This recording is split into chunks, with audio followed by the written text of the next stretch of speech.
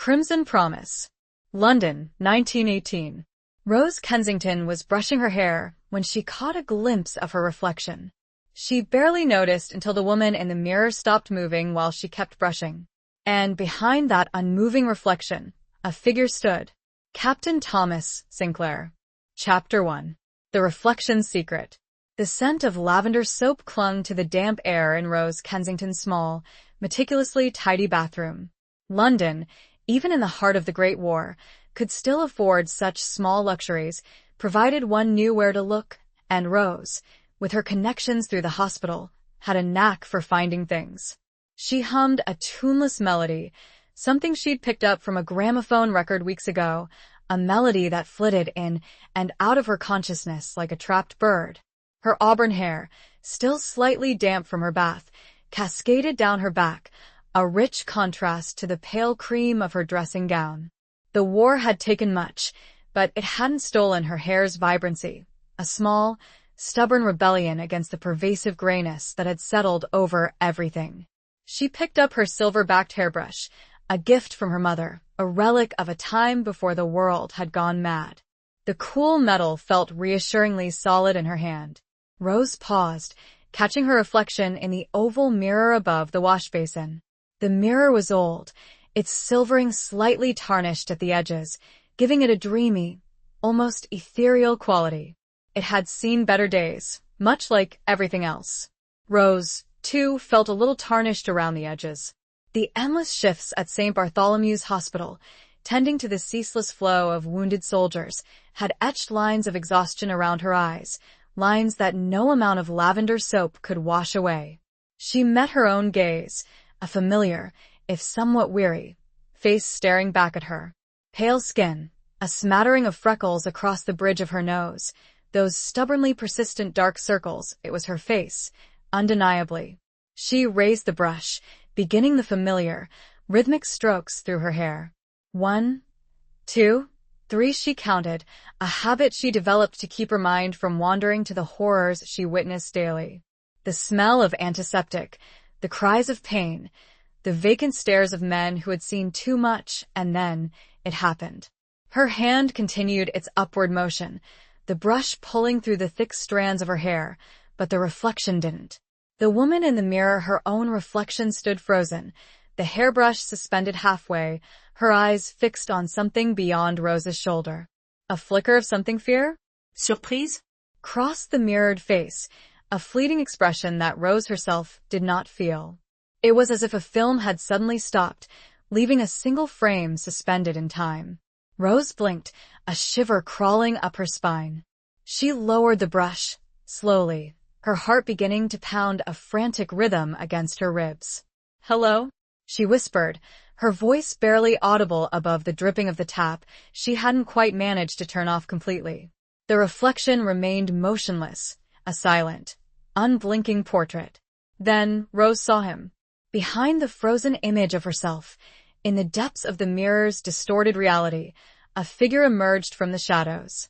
A man. Tall, broad-shouldered, wearing the unmistakable uniform of a British Army officer. Captain. The dim light of the bathroom, filtered through the grimy window pane, cast long, dancing shadows, making it difficult to discern his features clearly. But she saw the glint of metal on his shoulder, the insignia of his rank, and the dark, intense gaze that seemed to pierce through the glass, through the reflection, through her. It was Captain Thomas Sinclair. But that was impossible. Captain Sinclair was dead. Killed in action at Amiens nearly 6 months ago. Rose had seen the telegram herself, delivered to his sister, Eleanor, a fellow nurse at St. Bartholomew's. She had held Eleanor's hand as she crumpled to the floor, the stark black and white words of the War Office shattering her world.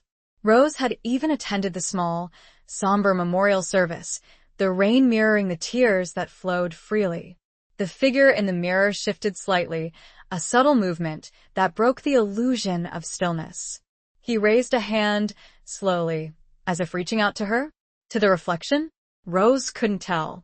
The hand was large, strong, a soldier's hand, but it trembled slightly, a barely perceptible tremor that spoke volumes. It was a hand that had held a rifle, a hand that had perhaps taken lives, a hand that had she forced herself to breathe, to think. Hallucination? Stress? Grief? Finally catching up with her? She had been working double shifts, fueled by little more than strong tea and sheer willpower. She closed her eyes, willing the image to disappear. He's not real. He can't be. When she opened them again, the bathroom was empty, save for her own reflection, once again mirroring her movements perfectly. The hairbrush was in her hand, her face pale and drawn, but the officer, Captain Sinclair, was gone. The silence of the room pressed in on her, heavy and suffocating. She dropped the brush, the clatter echoing loudly in the sudden quiet. The dripping tap, the faint scent of lavender, the lingering chill in the air. These were the only realities she could grasp. But the image of Captain Sinclair, his haunted eyes, his trembling hand, remained burned into her mind, a ghost in the mirror, a secret she couldn't comprehend. She wrapped her arms around herself, suddenly cold, the lavender soap no longer comforting, but instead a sharp, almost acrid reminder of loss and the ever-present specter of death. She had to tell someone. But who would believe her? And what if it wasn't a hallucination? What if it was something else entirely? Something far more terrifying. The water continued to drip, a steady, relentless rhythm, marking the passage of time, a time that felt increasingly uncertain, increasingly fragile. Chapter 2. Whispers in the Ward. The antiseptic smell of St. Bartholomew's Hospital, usually a comforting backdrop to Rose's work, felt oppressive this morning. It clung to everything, a stark reminder of the war's relentless toll. The usual bustling activity of the ward seemed muted, the sounds of moans and hushed conversations blending into a low, constant hum. Rose moved through the ward like a ghost herself, her mind still replaying the impossible scene in her bathroom mirror. She checked on Private Davies, a young man with a shrapnel wound to his leg, his face etched with a pain that went beyond the physical. He managed a weak smile, his eyes flickering with a flicker of gratitude as she adjusted his bandages. "Thank you, Nurse Kensington," he mumbled, his voice raspy. "Just doing my job, Private," Rose replied, forcing a smile. She tried to focus on the task at hand, the familiar routine of checking pulses, changing dressings, administering medications, but the image of Captain Sinclair, his ghostly form shimmering in her mirror, kept intruding. It felt like a secret, a dangerous secret, pressing down on her, threatening to suffocate her. She needed to talk to someone, to find some semblance of sanity in this increasingly insane world. Eleanor, Captain Sinclair's sister. It was a risky proposition, potentially opening old wounds, but Eleanor was the only one who might, just might, understand.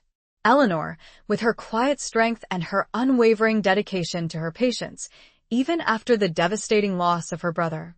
Rose found Eleanor in the small, cluttered office they shared with two other nurses. She was hunched over a stack of patient charts, her brow furrowed in concentration, her dark hair pulled back in a severe bun. The lines around her eyes seemed deeper than usual, the shadows beneath them more pronounced. The war had aged them all, but Eleanor seemed to carry the weight of it more heavily than most. "Eleanor," Rose began, her voice hesitant, Can I talk to you for a moment? In private?" Eleanor looked up. Her eyes, usually bright and intelligent, were clouded with fatigue. She nodded slowly, pushing the charts aside. "Of course, Rose. What is it?" Rose led her to a small, secluded alcove at the end of the ward, a space usually used for storing linens. The air here was slightly cooler, less saturated with a cloying scent of disinfectant. Rose closed the door behind them, creating a small pocket of privacy within the vast, echoing ward. It's about Thomas," Rose said, the words catching in her throat. She hadn't spoken his name aloud in months, not since the memorial service. Eleanor's face tightened, a flicker of pain crossing her features. She had loved her brother fiercely, a bond forged in a childhood marked by hardship and loss. "What about him?" she asked, her voice barely a whisper. Rose took a deep breath, forcing herself to meet Eleanor's gaze. "I saw him," she said, the words tumbling out in a rush. This morning, in my mirror. Eleanor stared at her, uncomprehending. Saw him? Rose, what are you talking about?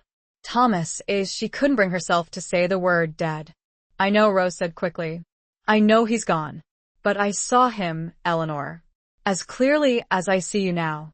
He was in my bathroom mirror. His reflection wasn't mine. And he was behind it. She described the scene, the frozen reflection, the figure of Captain Sinclair emerging from the shadows, his hand reaching out. She omitted nothing, even the tremor in his hand, the detail that chilled her to the bone. Eleanor listened in silence, her face pale, her hands clenched tightly in her lap. When Rose had finished, she remained silent for a long moment, her eyes searching Rose's face, as if trying to determine if she was lying, or mad, or both. You've been working too hard, Rose, Eleanor said finally, her voice gentle, but firm. The stress, it does things to the mind. You're seeing things. Grief can manifest in strange ways. I know that, Rose said, her voice pleading. But this was different. It felt real. Too real. Eleanor sighed, reaching out to take Rose's hand. Her touch was surprisingly strong, a reassuring anchor in the swirling chaos of Rose's emotions. I understand, she said. I still dream about him, you know. Sometimes, I think I see him, out of the corner of my eye, in a crowd. It's the mind playing tricks, Rose. It's the way we cope with loss. But Rose shook her head. No, this was different. It wasn't just a fleeting glimpse. He was there. And he looked haunted. Like he needed something. Eleanor squeezed her hand. Rose, please. You need to rest. I'll talk to Matron, get you some time off. You need to get away from this place, from the reminders. Rose knew that Eleanor was trying to be kind, trying to rationalize what had happened, but she couldn't shake the feeling that there was more to it than just grief and exhaustion. There was something about the way Captain Sinclair had looked, the desperation in his eyes, that suggested something far more profound, far more unsettling. There have been whispers, Eleanor said suddenly, her voice dropping to a conspiratorial murmur. She glanced around, as if afraid of being overheard. About Amiens. About what really happened there. Rose's heart skipped a beat. What whispers? That it wasn't a straightforward battle, Eleanor said. That there were complications. Betrayals, even. Betrayals? Rose repeated, a knot forming in her stomach. The war was full of betrayals, large and small. But what did that have to do with Captain Sinclair appearing in her mirror? I don't know the details, Eleanor said. It's just rumors. Soldiers talking. Things they shouldn't be talking about. But some say Thomas was involved in something secret. Something dangerous. The whispers, the rumors, the impossible image in the mirror, it all swirled together in Rose's mind, creating a vortex of confusion and fear. She looked at Eleanor, her eyes wide with a mixture of dread and a strange, nascent hope. If Captain Sinclair had been involved in something secret, something dangerous, could that explain his appearance? Could it mean that he wasn't truly gone? The thought was both terrifying and exhilarating. And it was a thought she couldn't ignore. The weight of the linen in the alcove felt less stifling, more protective. It hid them, as Thomas must have needed to be hidden. But from what? From whom? Chapter 3. The Ghost of Amiens.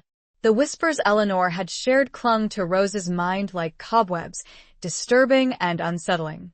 Amiens. The name itself resonated with a chilling finality. It was the place where Captain Thomas Sinclair had supposedly met his end, a battle that had claimed the lives of countless soldiers, another bloody stain on the already crimson-soaked fields of France. But now, those whispers suggested a different story, a narrative shrouded in secrecy and betrayal. Rose tried to recall everything she knew about the Battle of Amiens. It had been a major Allied offensive, a turning point in the war, a victory that had come at a terrible cost. She remembered the newspapers, filled with triumphant headlines and carefully curated stories of heroism. But the reality, as she knew from the endless stream of wounded soldiers flooding St. Bartholomew's, was far more brutal, far more complex. The official reports spoke of a swift, decisive victory, a testament to Allied bravery and strategic brilliance. But the whispers hinted at something darker, something hidden beneath the surface of those carefully crafted narratives. Something that involved Captain Sinclair. Rose spent her breaks that day poring over old newspapers, searching for any mention of Amiens, any detail that might shed light on the rumors Eleanor had shared. The library at St. Bartholomew's was a small, dusty room, filled with medical texts and outdated journals, but it also housed a collection of newspapers, a record of the war's relentless progression. She found numerous articles about Amiens, all echoing the same official line, a glorious victory, a turning point in the war. But then, tucked away in a small, obscure column in a back issue of the Times, she found something that caught her eye. It was a brief, almost insignificant mention of a special operation that had taken place on the eve of the battle, a mission shrouded in secrecy, its details classified.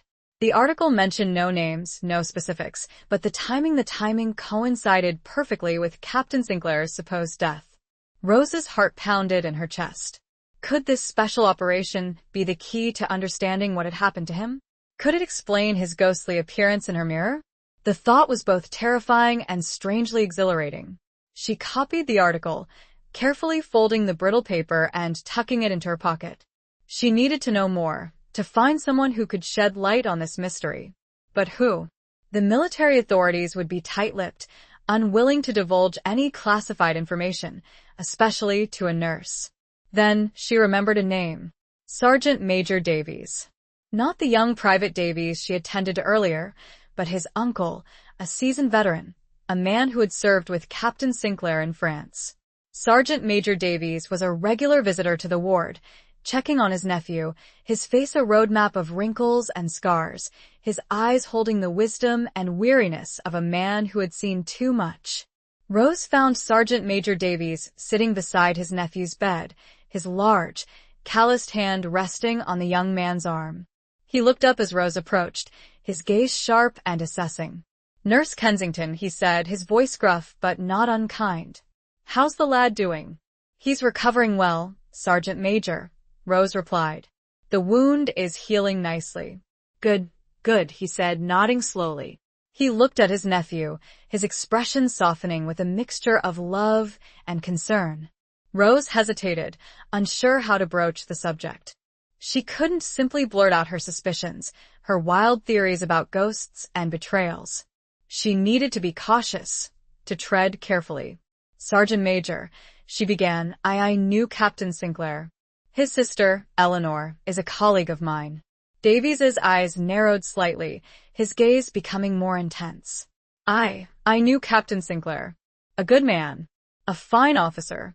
He died at Amiens, didn't he?" Rose asked, her voice barely a whisper. Davies nodded slowly. He did. A sad day. A bloody day." Rose took a deep breath, pulling the folded newspaper clipping from her pocket. "I found this," she said, holding it out to him. "It mentions a special operation that took place at Amiens around the time of Captain Sinclair's death. Do you know anything about it?" Davies took the clipping, his eyes scanning the faded print. He remained silent for a long moment, his expression unreadable. Rose watched him, her heart pounding in her chest, her breath held captive in her lungs. Finally, he looked up, his gaze meeting hers. He said, his voice low and gravelly. "I know something about it. Can you tell me?" Rose asked, her voice trembling with a mixture of hope and fear. Davies hesitated, glancing around the ward, as if checking for eavesdroppers. "Not here," he said. "Meet me tonight. Outside the hospital gates. 10 o'clock. He handed the clipping back to Rose, his fingers brushing hers. His touch was rough, but there was a strange gentleness in it, a hint of understanding, perhaps even sympathy. 10 o'clock, Rose repeated, nodding slowly. Davies stood up, his movements stiff and deliberate. He looked down at his nephew, his expression softening once again. "I'll be back tomorrow, lad," he said. "You get some rest." He turned to Rose, his eyes holding hers for a fleeting moment. "Don't be late, Nurse Kensington," he said. "And be careful." He walked away, his footsteps echoing in the quiet ward. Rose watched him go, her mind racing. What did he know? What secrets was he about to reveal? And why was he warning her to be careful? The whispers were growing louder, the shadows deeper. And Rose was about to step into a world far more dangerous than she could have ever imagined. The weight in her pocket, that small, folded piece of paper, felt suddenly heavy, a tangible representation of the perilous path she was about to embark on. The clock on the wall ticked slowly, each second an agonizing reminder of the secrets that awaited her in the darkness. Chapter 4. A letter from the front. The hours between Sergeant Major Davies's cryptic warning and their appointed meeting dragged on, each tick of the clock amplifying Rose's anxiety. She went through the motions of her duties, attending to patients, changing dressings, offering words of comfort, but her mind was elsewhere, consumed by the impending rendezvous and the secrets it promised to unlock. She tried to focus on the mundane, the familiar routines of the ward, but the image of Captain Sinclair, his haunted eyes peering out from her mirror, kept intruding. It was no longer just a fleeting image, a trick of the light. It was a persistent presence, a constant reminder of the mystery she was now entangled in. During a brief lull in the afternoon, Rose retreated to the small, cluttered nurse's office. She needed to be alone, to think, to try to make sense of the fragmented pieces of information she had gathered.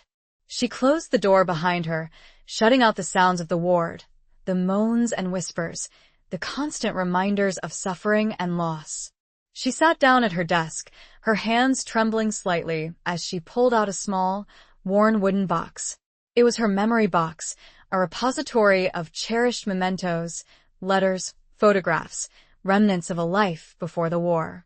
She opened the box, the scent of dried lavender and old paper filling the air, a bittersweet reminder of happier times. Her fingers brushed against a stack of letters, tied together with a faded ribbon. Letters from friends, from family, from him. She hesitated, her heart aching with a familiar pang of grief. She hadn't looked at these letters in months, not since the news of his death had arrived. She untied the ribbon, her fingers tracing the familiar handwriting on the envelopes. Captain Thomas Sinclair, British Expeditionary Force, France.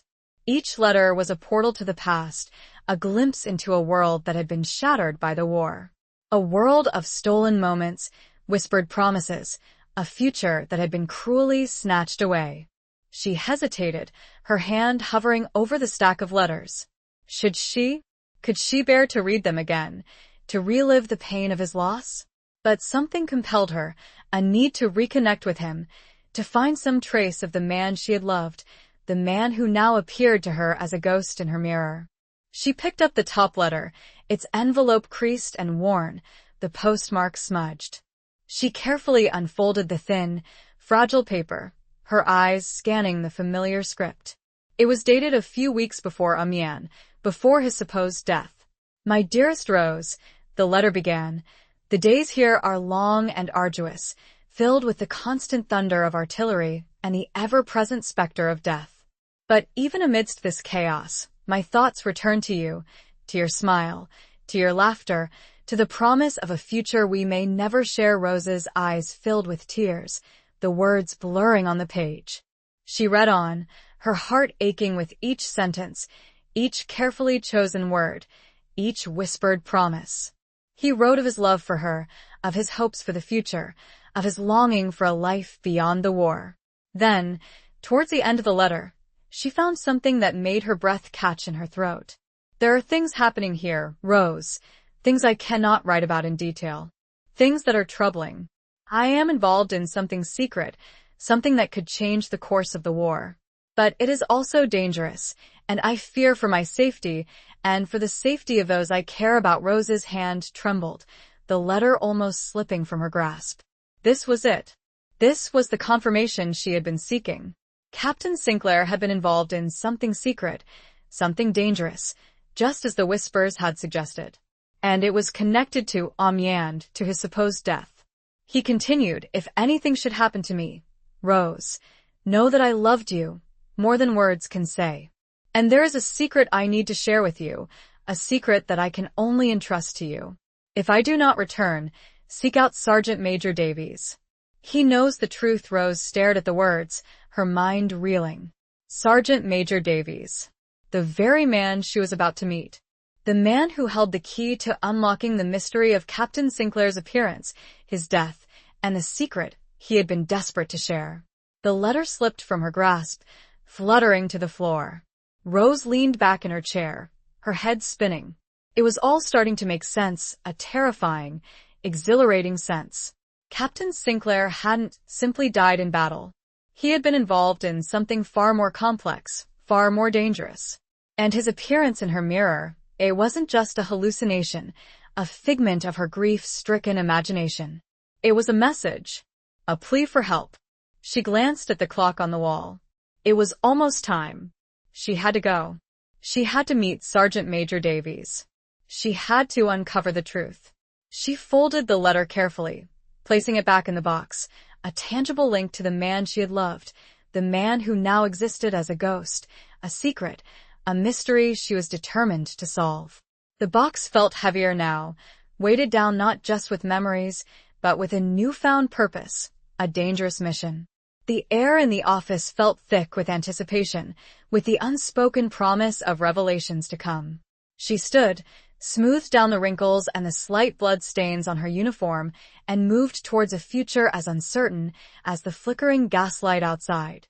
Chapter 5. The Price of Silence. The London fog hung heavy in the air, a thick, swirling blanket that muffled the sounds of the city and cast an eerie glow on the gas-lit streets. Rose pulled her coat tighter around her, the damp chill seeping into her bones. It was a perfect night for secrets, a night where shadows danced and whispers could easily be lost in the swirling mist. She arrived at the hospital gates a few minutes before 10, her heart pounding a nervous rhythm against her ribs. The gates were closed, the wrought iron bars casting long, skeletal shadows across the cobblestone street. The only sound was the distant rumble of a passing lorry and the soft hiss of the gas lamps. She waited, her eyes scanning the deserted street, her senses on high alert. Sergeant Major Davies had warned her to be careful, and she had no intention of ignoring his warning. The whispers, the rumors, the letter, it all pointed to something dangerous, something that someone, somewhere, wanted to keep hidden. At precisely 10 o'clock, a figure emerged from the fog, his tall, imposing frame silhouetted against the faint glow of the gaslight. Sergeant Major Davies. He walked with a slight limp, a legacy of a wound sustained years ago, but his posture was ramrod straight, his bearing that of a soldier, even in civilian clothes. He approached her, his eyes, sharp and assessing, scanning her face. "Nurse Kensington," he said, his voice gruff, but not unkind. "You came. You said you knew something about Captain Sinclair," Rose replied, her voice steady, despite the tremor in her hands. "About Amiens." Davies nodded slowly, his gaze sweeping the street, as if checking for eavesdroppers. The fog swirled around them, creating a cocoon of privacy, a temporary sanctuary from prying eyes. He said. "I do. But it's not a story for the open street." Come. He led her down a narrow side street, away from the hospital, towards a small, dimly lit pub. The sign above the door, barely visible in the fog, creaked in the wind. The King's Head. It looked like the kind of place where secrets were traded freely, where the war was discussed in hushed tones, where men sought solace in a pint of bitter and a moment of forgetfulness. They entered the pub, the warm, smoky air a stark contrast to the cold, damp fog outside. The pub was sparsely populated, a few men huddled around tables, nursing their drinks, their faces etched with the weariness of war. Davies led her to a secluded corner booth, its worn leather seats offering a semblance of privacy. He ordered 2 pints of bitter, his gaze never leaving Rose's face. The barman, a burly man with a walrus mustache, served them without a word, his eyes lingering on Rose for a moment, a flicker of curiosity in his gaze. Davies waited until the barman had moved away before speaking. He leaned forward, his voice low and conspiratorial. "Captain Sinclair was a good man," he said. "A brave officer. But he stumbled upon something he shouldn't have." "What?" Rose asked, her voice barely a whisper. "A conspiracy, Davies said, his eyes darkening. A plot to betray the Allied cause. Rose's breath caught in her throat. Betray? She repeated, the word echoing in the dimly lit pub. Aye, Davies said. There were elements within the British Army, high-ranking officers, who were working with the enemy. Selling secrets. Sabotaging operations. And Captain Sinclair, he found out? Davies nodded. He stumbled upon it quite by accident. A misplaced document. A overheard conversation. He didn't know the full extent of it, but he knew enough to be dangerous. Dangerous to whom? Rose asked, her mind racing. To the traitors, Davies said. To the men who were profiting from the war, who were willing to sacrifice the lives of their own soldiers for personal gain. He took a long swig of his beer, his eyes fixed on some distant point beyond the smoky haze of the pub. Captain Sinclair, he was going to expose them. He had gathered evidence, names he was going to report it to his superiors. But he didn't, Rose said, the realization dawning on her. He was killed before he could. Davies nodded slowly. Aye. He was killed. But not by the enemy. Not in the way the official reports claim. Rose's heart pounded in her chest. What happened? Davies leaned closer, his voice dropping to a barely audible murmur. He was murdered, Nurse Kensington. Murdered by his own side. To silence him. To cover up the conspiracy. The words hung in the air, heavy and suffocating. Rose stared at him, her mind reeling. Captain Sinclair murdered? By his own countrymen? It was a truth too terrible to comprehend. Amiens, Rose said, her voice trembling. The special operation, it was a setup, Davies said. A carefully orchestrated plan to eliminate him. He was sent on a suicide mission, a mission designed to fail. And he walked right into it. But why didn't you come forward? Rose asked. Why didn't you expose the truth? Davies looked at her, his eyes filled with a mixture of regret and resignation. I tried, he said. I went to my superiors. But they didn't believe me. They dismissed it as the ramblings of a grief-stricken soldier. They threatened me, told me to keep quiet, to forget about it. He took another swig of his beer, his hand trembling slightly. I had a family to think about, Nurse Kensington. A wife. Children, I couldn't risk their safety. I had to remain silent. But now? Rose asked, her voice filled with a glimmer of hope. Why are you telling me this now? Davies looked at her, his eyes filled with a strange mixture of sadness and determination. Because of you, Nurse Kensington, he said. Because you saw him. Because he reached out to you. He had seen her fear, but rather than dismiss it, he had acknowledged it. He trusted her. He wants the truth to be known. Nurse Kensington, he concluded, his gaze holding a fierce and new resolve. He wants justice. And I believe you can help him get it. The clatter of glasses, the muffled conversations, the thick smoke, none of it mattered. Rose had a mission, a duty, far beyond the walls of St. Bartholomew's. And she knew, with chilling certainty, that the price of failure would be far greater than silence. Chapter 6. Beneath the London fog. The revelation in the dimly lit pub left Rose reeling. Captain Sinclair murdered, a conspiracy reaching the highest echelons of the British Army, and she, a humble nurse, now thrust into the center of it all. The weight of the secret, the danger it represented, pressed down on her, a suffocating burden. Sergeant Major Davies had given her more than just information, he had given her a mission, a purpose. He had entrusted her with a truth that could shatter the carefully constructed facade of the war effort, a truth that could cost her everything. They left the pub, the fog still swirling around them, a silent accomplice to their clandestine meeting. Davies walked with her back towards the hospital, his presence a reassuring comfort in the unsettling darkness. What do I do now? Rose asked, her voice barely audible above the muffled sounds of the city. You need to find proof, Davies said. Evidence that can corroborate my story. Something that can expose the traitors. But where do I start? Rose asked, her mind racing. Captain Sinclair is gone. The evidence he gathered, he hid it, Davies said. He knew he was in danger. He wouldn't have kept it on him. Where? Rose pressed, her voice urgent. Davies hesitated. He had a safe house. A small flat, near the docks. He used it for clandestine meetings. He might have hidden the evidence there. Do you know the address? Davies nodded. I'll take you there. Tomorrow night. After your shift. They reached the hospital gates, the wrought iron bars looming before them. A stark reminder of the world they were about to re-enter, a world of suffering and loss, a world where secrets lurked beneath the surface. Be careful, Nurse Kensington, Davies said, his voice low and warning. These men are dangerous. They won't hesitate to silence anyone who threatens them. I understand, Rose replied, her voice steady, despite the fear that gnawed at her insides. Davies nodded, his eyes holding hers for a fleeting moment. Tomorrow night, then, he said. 10 o'clock. Here. He turned and walked away, disappearing into the fog, his figure swallowed by the swirling mist. Rose watched him go, her mind racing. She had a day to prepare, a day to gather her courage, a day to steel herself for the dangerous task ahead. She entered the hospital, the familiar scent of antiseptic no longer comforting, but instead a sharp reminder of the deception and betrayal that lurked beneath the surface of this seemingly noble cause.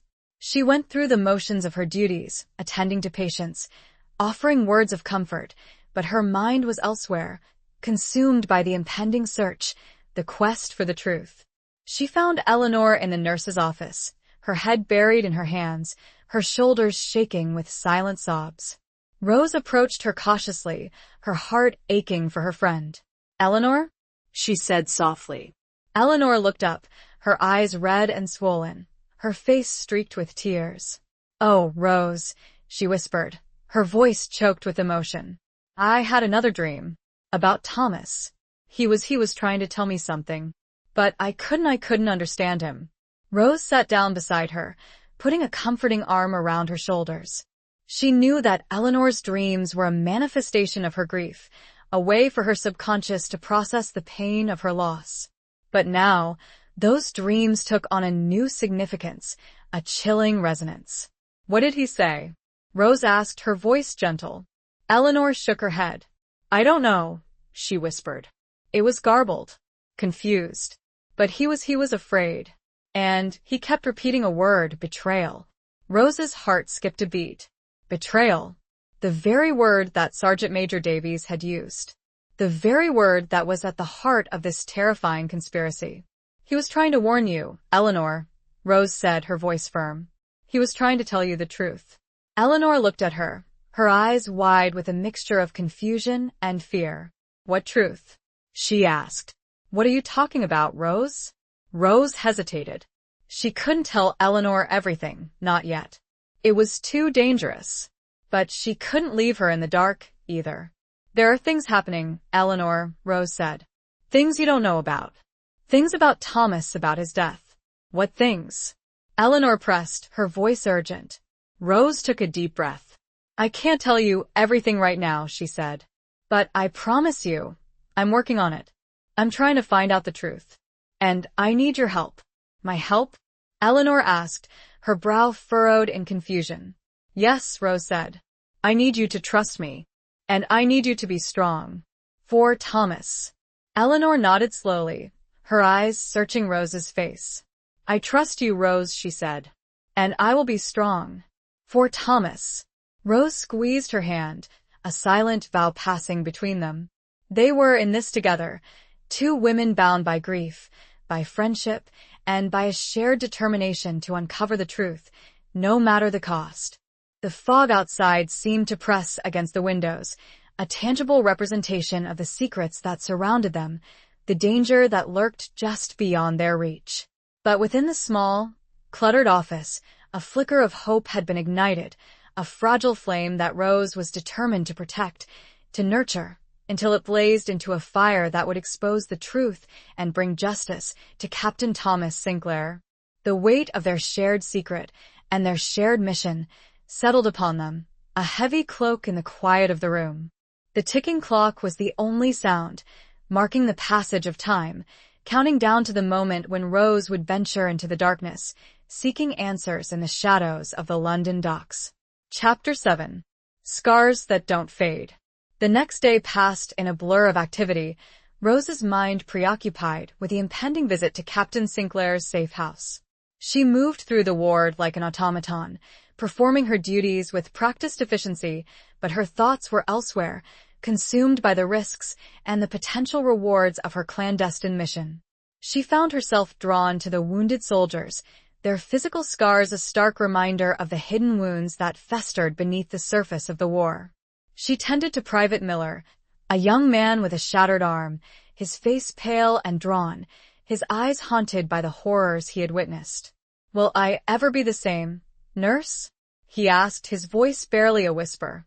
Rose looked at him, her heart aching with a familiar pang of empathy.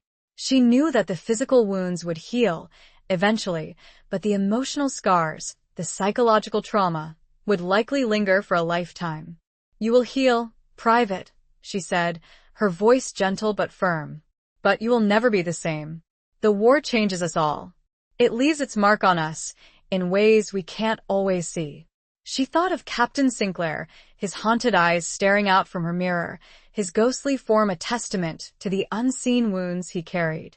His physical death was a tragedy, but his murder, his betrayal by his own countrymen, was a wound that festered far deeper, a wound that cried out for justice. She finished her shift, her body exhausted, her mind racing. She changed out of her uniform, donning a simple, dark dress and a heavy coat, trying to blend into the shadows of the London streets. She met Eleanor briefly in the hallway, their eyes meeting in a silent exchange of understanding and determination. "Be careful, Rose," Eleanor whispered, her voice filled with concern. "I will," Rose replied, squeezing her hand. "And you stay strong." She left the hospital, the fog still thick and swirling, a perfect cloak for her clandestine mission. She walked quickly, her heart pounding in her chest, her senses on high alert. She reached the hospital gates, the appointed meeting place, her eyes scanning the deserted street. Sergeant Major Davies was already there, waiting in the shadows, his tall, imposing figure a reassuring presence in the unsettling darkness. He nodded to her, his expression grim. "Are you ready, Nurse Kensington?" he asked, his voice low and gruff. "Yes," Rose replied, her voice steady, despite the tremor in her hands. They set off, walking in silence, their footsteps muffled by the fog. Davies led her through a maze of narrow, winding streets, away from the familiar surroundings of the hospital, towards the docks, a place of shadows and secrets, a place where the war's underbelly was exposed. The air grew thicker, heavier, the scent of salt and coal smoke mingling with the ever-present fog. The sounds of the city faded, replaced by the creaking of ships, the clang of metal, the shouts of dockworkers, a symphony of industry and clandestine activity. Davies stopped before a nondescript building, a 3-story brick structure with grimy windows and a faded door. It looked like any other building on the street, unremarkable, easily overlooked. "This is it," he said, his voice barely a whisper. He produced a key, its metal tarnished with age, and unlocked the door. The door creaked open, revealing a dark, musty hallway. The air inside was stale, heavy with the scent of dust and decay. Davies stepped inside, Rose following close behind. He lit a small oil lamp, its flickering flame casting long, dancing shadows on the walls. The hallway was narrow, lined with closed doors, their surfaces scarred and scratched. "His flat is on the top floor," Davies said, his voice echoing in the silence. They climbed the stairs, the wooden steps creaking beneath their weight. The air grew colder, the silence more oppressive. Rose felt a shiver crawl up her spine, a sense of unease, of being watched. They reached the top floor, a small landing with a single door. Davies paused before the door, his hand hesitating on the doorknob. "Be prepared, Nurse Kensington," he said, his voice low and warning. This may not be easy." He turned the knob, pushing the door open. The room beyond was dark, shrouded in shadows. Davies stepped inside, holding the lamp aloft. Rose followed, her heart pounding in her chest, her breath held captive in her lungs. The room was small, sparsely furnished. A single bed, a rickety table, 2 chairs, a worn rug on the floor. The air was thick with dust, the silence heavy and suffocating. It looked like a room that had been abandoned, a room frozen in time. But as Rose's eyes adjusted to the dim light, she began to notice details, subtle clues that hinted at the room's former occupant. A half-written letter on the table, its ink faded, its words a testament to a life interrupted. A photograph on the mantelpiece, a picture of Captain Sinclair, his smile bright, his eyes full of life, a stark contrast to the ghostly image she had seen in her mirror.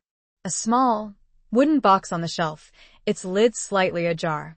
Rose's gaze was drawn to the box. It looked familiar. It was similar to her own memory box, the one she kept hidden in her room. Could this be it? Could this be where Captain Sinclair had hidden the evidence, the proof of the conspiracy? As she reached for it, the floorboard beneath her foot creaked loudly, and a voice from the shadows spoke. "Looking for something, Nurse Kensington?" The voice was cold, menacing, a chilling counterpoint to the room's oppressive silence. And Rose knew, with a sickening certainty, that she and Davies were not alone. They had walked into a trap. Chapter 8. The Spy's Waltz. Rose froze, her hand hovering over the wooden box. The voice, cold and menacing, had shattered the silence, revealing the presence of an unseen observer, a predator lurking in the shadows. She slowly turned, her heart pounding against her ribs, her eyes straining to pierce the darkness. A figure emerged from the shadows, stepping into the flickering lamplight. A man, tall and lean, dressed in a dark suit, his face obscured by the shadows cast by the wide brim of his hat. He held a pistol in his hand, its barrel glinting ominously in the dim light. "Who are you?" Rose demanded, her voice trembling slightly, despite her attempt to sound brave. The man chuckled, a low, chilling sound that echoed in the small room. "Let's just say I'm a friend of the deceased," he said, his voice dripping with sarcasm. "A friend who doesn't appreciate uninvited guests." Sergeant Major Davies stepped forward, his body tense, his eyes narrowed. "We know about the conspiracy," he said, his voice gruff. "We know about Captain Sinclair's murder." The man's chuckle turned into a sneer. "Ah, the old soldier," he said, his gaze shifting to Davies. "Still clinging to your delusions. You should have stayed silent, Sergeant Major. It would have been less painful." He raised the pistol, aiming it directly at Davies. Rose gasped, her hand flying to her mouth. "Don't," she cried. "Please." The man ignored her, his eyes fixed on Davies. "You were warned," he said, his voice cold and devoid of emotion. "You were told to forget about it." "He was my friend," Davies said, his voice unwavering, despite the imminent threat. "I won't let his murder go unpunished." The man shrugged. "A noble sentiment," he said, "but ultimately futile." He was about to pull the trigger when Rose acted. Driven by a surge of adrenaline, a desperate need to protect Davies, to prevent another tragedy, she lunged forward, grabbing the oil lamp from Davies's hand and hurling it at the man. The lamp shattered against the man's chest, showering him with burning oil. He screamed in pain, dropping the pistol as he frantically tried to extinguish the flames that engulfed his clothes. Davies seized the opportunity, tackling the man to the ground. The two men grappled on the floor, a fierce struggle in the flickering light of the burning oil. Rose grabbed the pistol, her hands trembling, her mind racing. She had never held a gun before, let alone fired one. But she knew she had to do something to protect herself and Davies. The man, his face contorted in pain, managed to overpower Davies, throwing him against the wall. He turned towards Rose, his eyes filled with rage and a burning desire for revenge. "You bitch," he hissed, his voice raw with pain. "You'll pay for this." He lunged at her, his hands outstretched, his fingers clawing at her throat.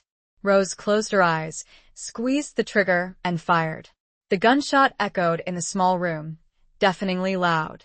The man stumbled backward, his eyes widening in surprise, a look of disbelief on his face.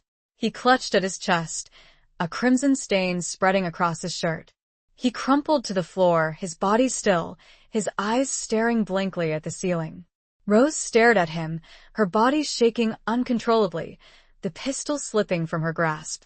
She had killed a man. She had taken a life. The reality of what she had done crashed down on her, a wave of nausea washing over her. Davies got to his feet, his face grim, his breathing ragged. He looked at the man's body, then at Rose, his eyes filled with a mixture of shock and gratitude. "Are you all right, Nurse Kensington?" he asked, his voice hoarse. Rose nodded slowly, unable to speak, her mind still reeling from the violence, the suddenness of it all. They had to get out of there quickly, before anyone else arrived, before they were discovered. Davies grabbed the wooden box from the shelf, the box that Rose had been reaching for before the confrontation. "This is it," he said. "This is what we came for." They fled the flat, leaving the dead man behind, a silent testament to the dangerous game they were playing. They ran through the fog-shrouded streets, their hearts pounding, their breaths ragged. They didn't stop running until they reached the relative safety of the hospital. They retreated to the small, cluttered nurse's office, locking the door behind them. They were both shaking, their bodies trembling with adrenaline and fear.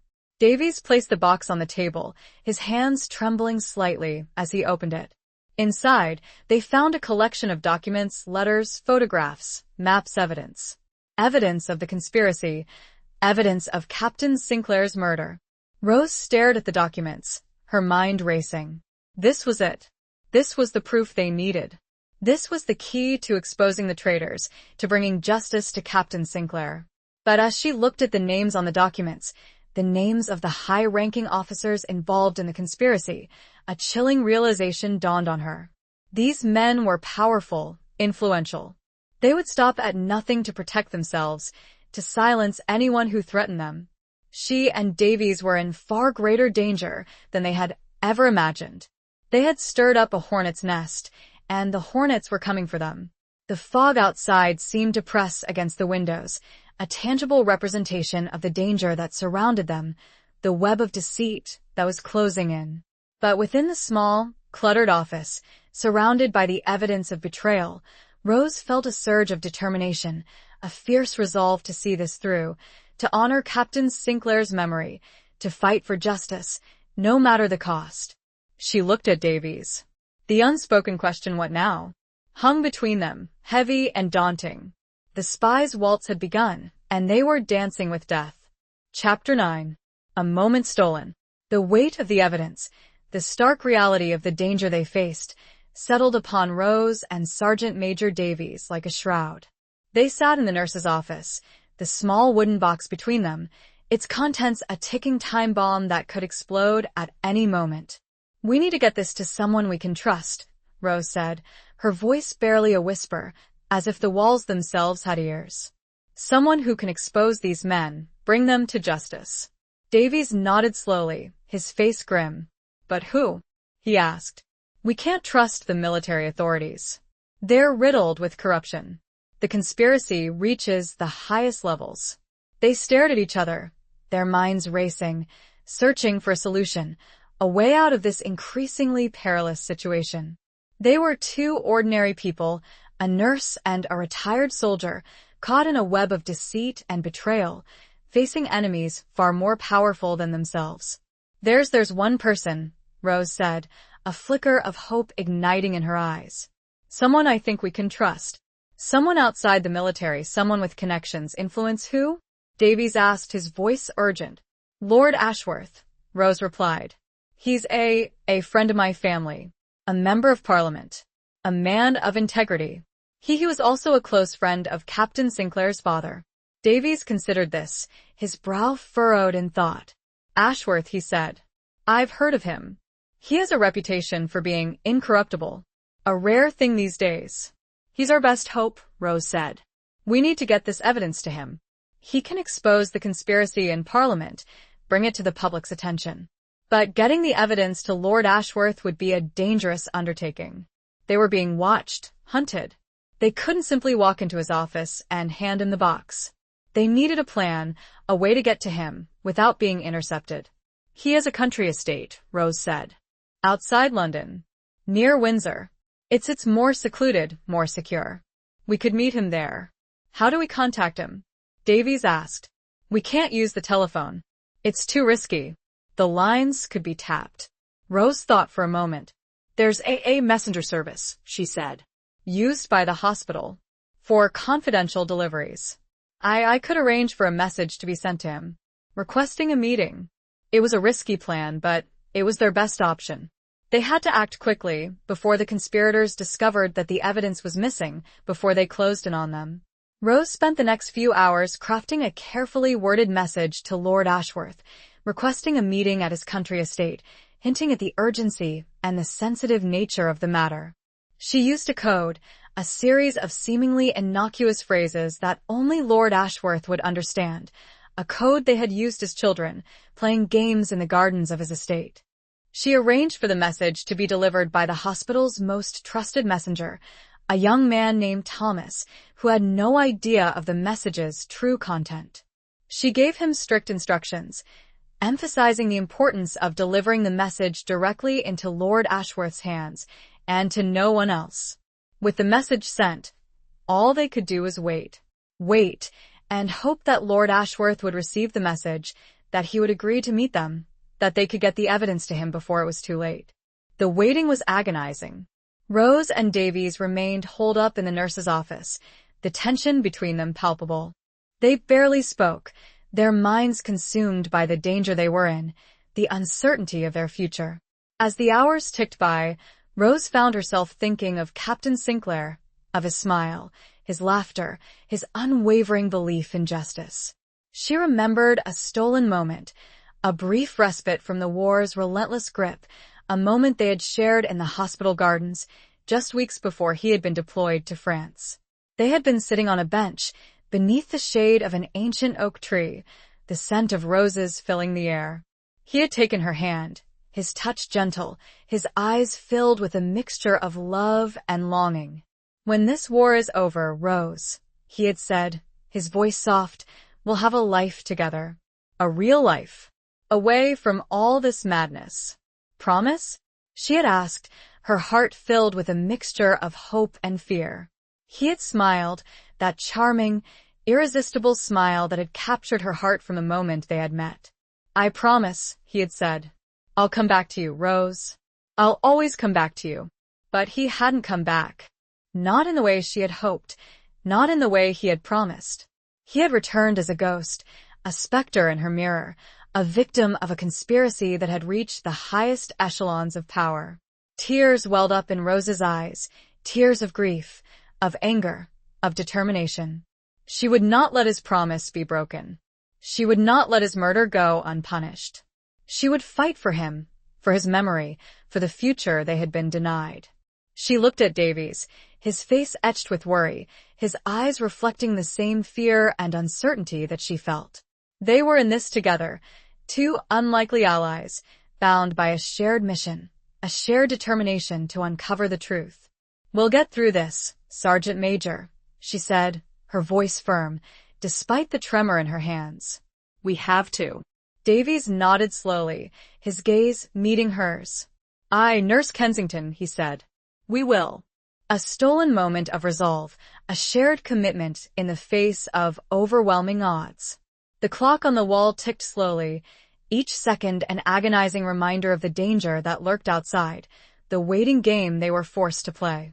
But within the small, cluttered office, a spark of hope remained, a flickering flame that refused to be extinguished. The memory of a promise, a whispered vow beneath an oak tree, fueled their determination, a beacon in the gathering darkness. Chapter 10. The Weight of Duty. The summons arrived late the following afternoon, delivered by a uniformed footman, his bearing stiff and formal, his eyes betraying a hint of curiosity. Lord Ashworth had received Rose's message, and he had agreed to meet them at his country estate that very evening. The news brought a mixture of relief and trepidation. Relief that Lord Ashworth had responded, that their plan was working, that they had a chance to expose the conspiracy. Trepidation at the journey ahead, the risks they would face, the uncertainty of the outcome. Rose and Sergeant Major Davies prepared for their departure, their movements hurried, their expressions grim. They knew that this was their one chance, their opportunity to bring the traitors to justice, to honor Captain Sinclair's memory. They left the hospital under the cover of darkness, the fog once again providing a convenient cloak for their clandestine movements. They took a hired car, a nondescript vehicle that would hopefully blend into the London traffic, avoiding the more conspicuous military vehicles. The journey to Windsor was tense and silent. Rose stared out the window, her mind racing, replaying the events of the past few days, the shocking revelations, the violent confrontation, the perilous path they were now on. Davies sat beside her, his hands clenched tightly in his lap, his eyes scanning the road ahead, his senses on high alert. He was a soldier, trained to anticipate danger, to react quickly, to protect those under his care. As they approached Windsor, the fog began to thin, revealing the rolling hills and verdant fields of the English countryside. The air was fresher here, cleaner, a stark contrast to the smoky, congested atmosphere of London. Lord Ashworth's estate was a sprawling property, a grand manor house surrounded by acres of manicured gardens, ancient woodlands, and shimmering lakes. It was a world away from the war-torn streets of London, a haven of peace and tranquility, a place where the horrors of the conflict seemed distant and unreal. But Rose knew that even here, in this idyllic setting, danger lurked.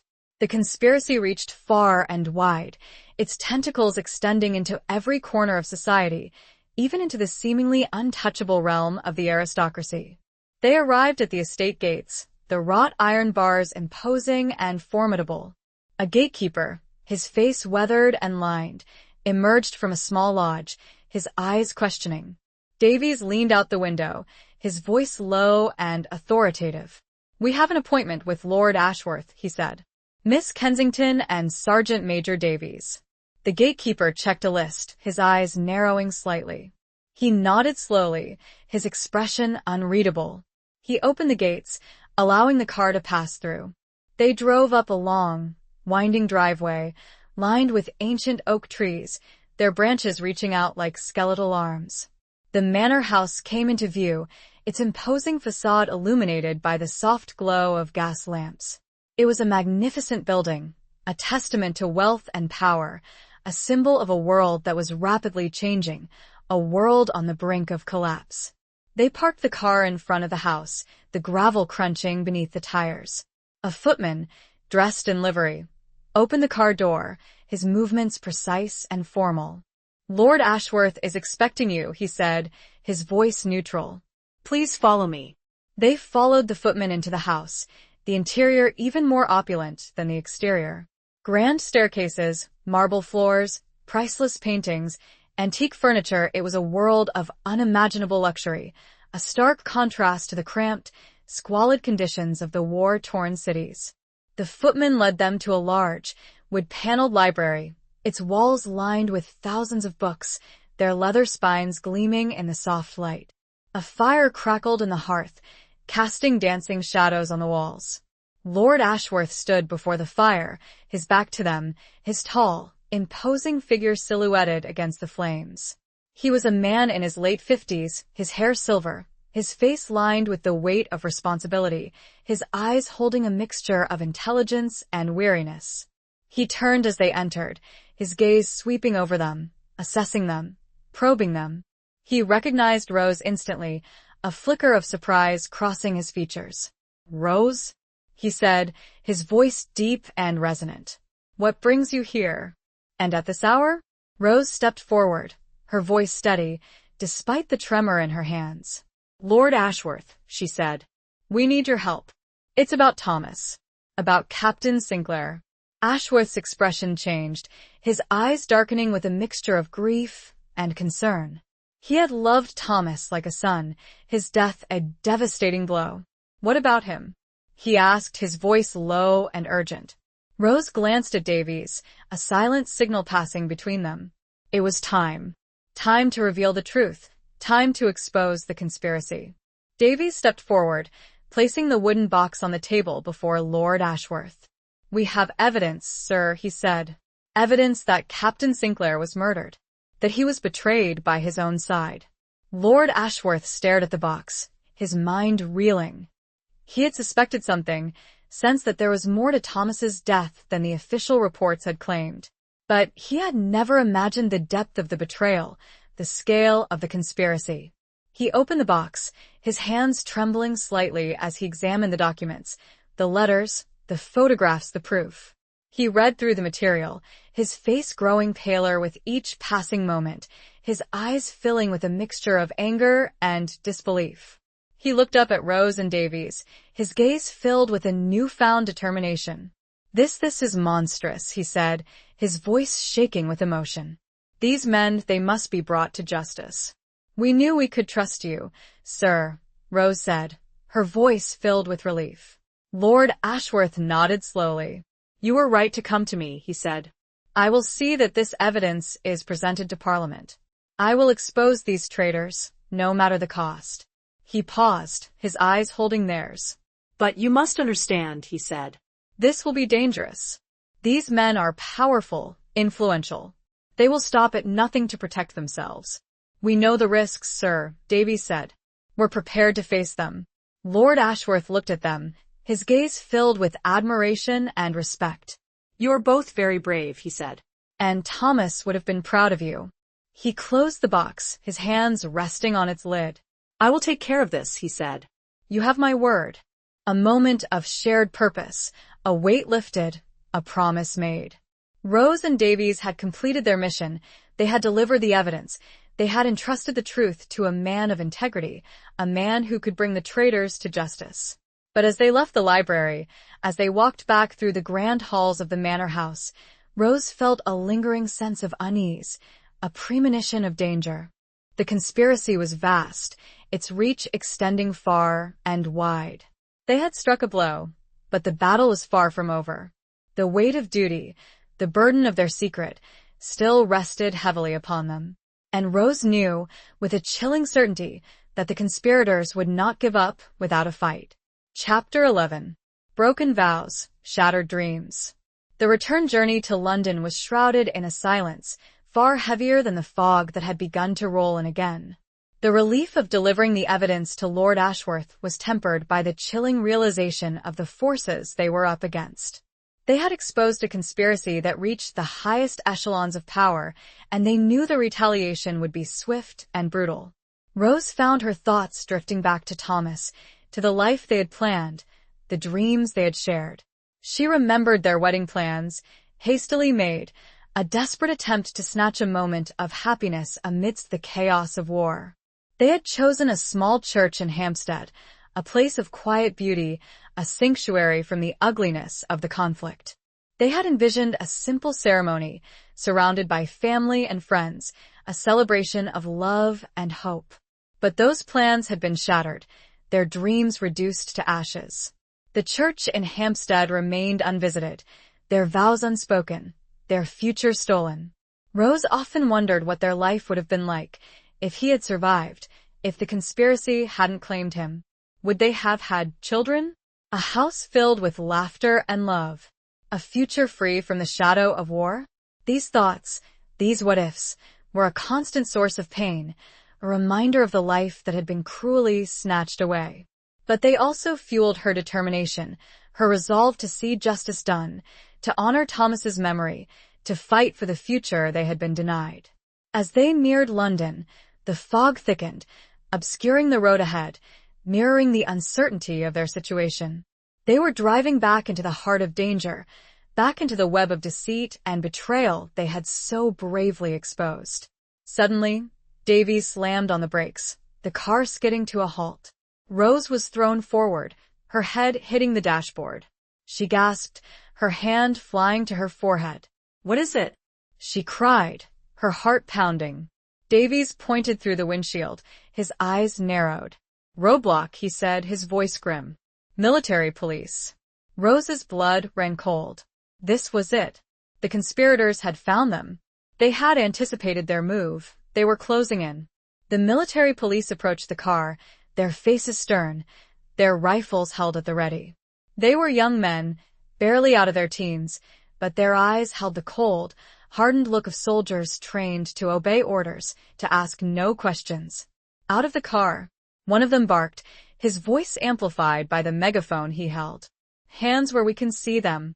Rose and Davies exchanged a look, a silent acknowledgement of the danger they were in. They had no choice. They had to comply. They slowly got out of the car, their hands raised in the air. The military police surrounded them, their rifles pointed at them, their expressions hostile. "You're under arrest," the officer with the megaphone said. "For treason and espionage." Rose's heart sank. Treason. Espionage. The very crimes they had been trying to expose were now being used against them. They had been framed. "We're innocent," Rose protested, her voice trembling. "We have evidence proof of a conspiracy," the officer sneered. "Save it for the court-martial," he said. "You'll have plenty of time to tell your lies there." They were searched, roughly and efficiently. The military police confiscated the few belongings they had, their wallets, Rose's medical bag, anything that could be considered evidence. They were then handcuffed, their wrists bound tightly together, the metal cutting into their skin. They were shoved into the back of a military truck, its interior dark and cramped, the air thick with the scent of sweat and fear.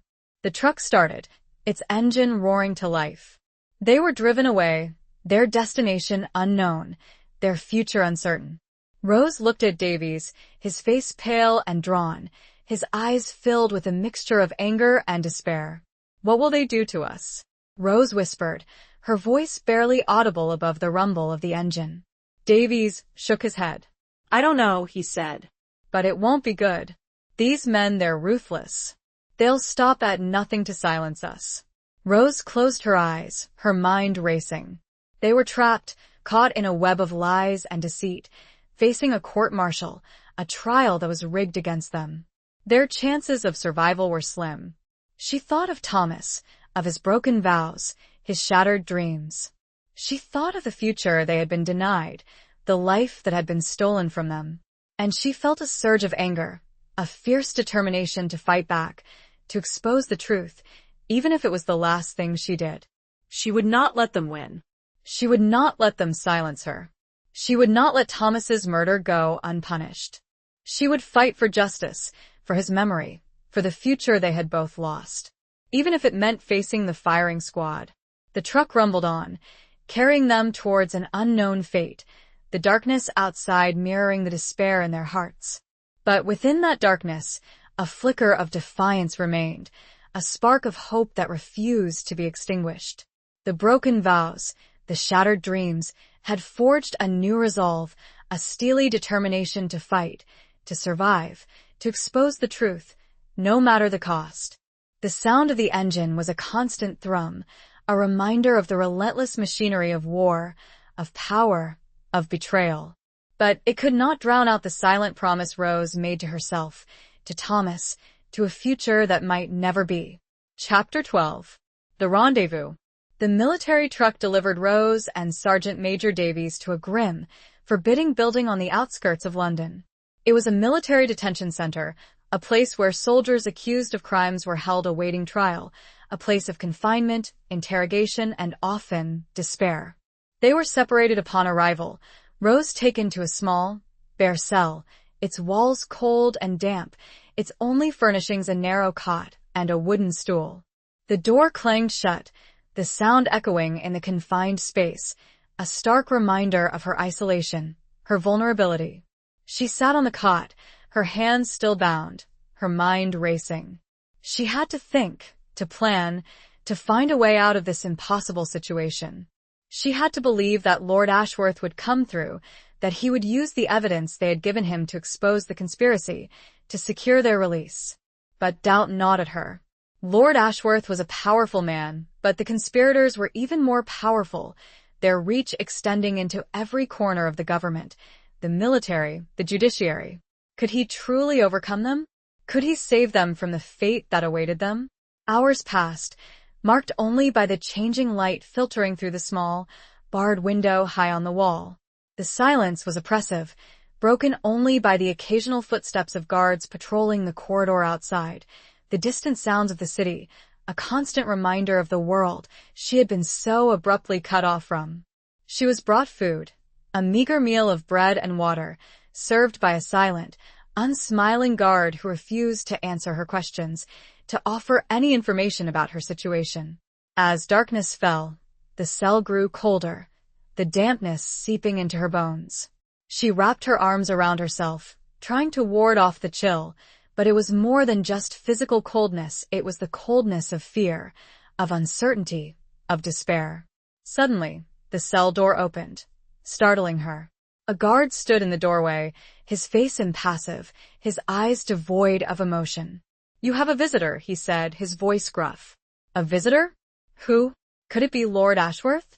Had he managed to secure her release? A flicker of hope ignited within her, a fragile flame in the darkness. She was led down the corridor, her hands still bound, her steps hesitant. She was taken to a small, dimly lit room, furnished only with a table and 2 chairs.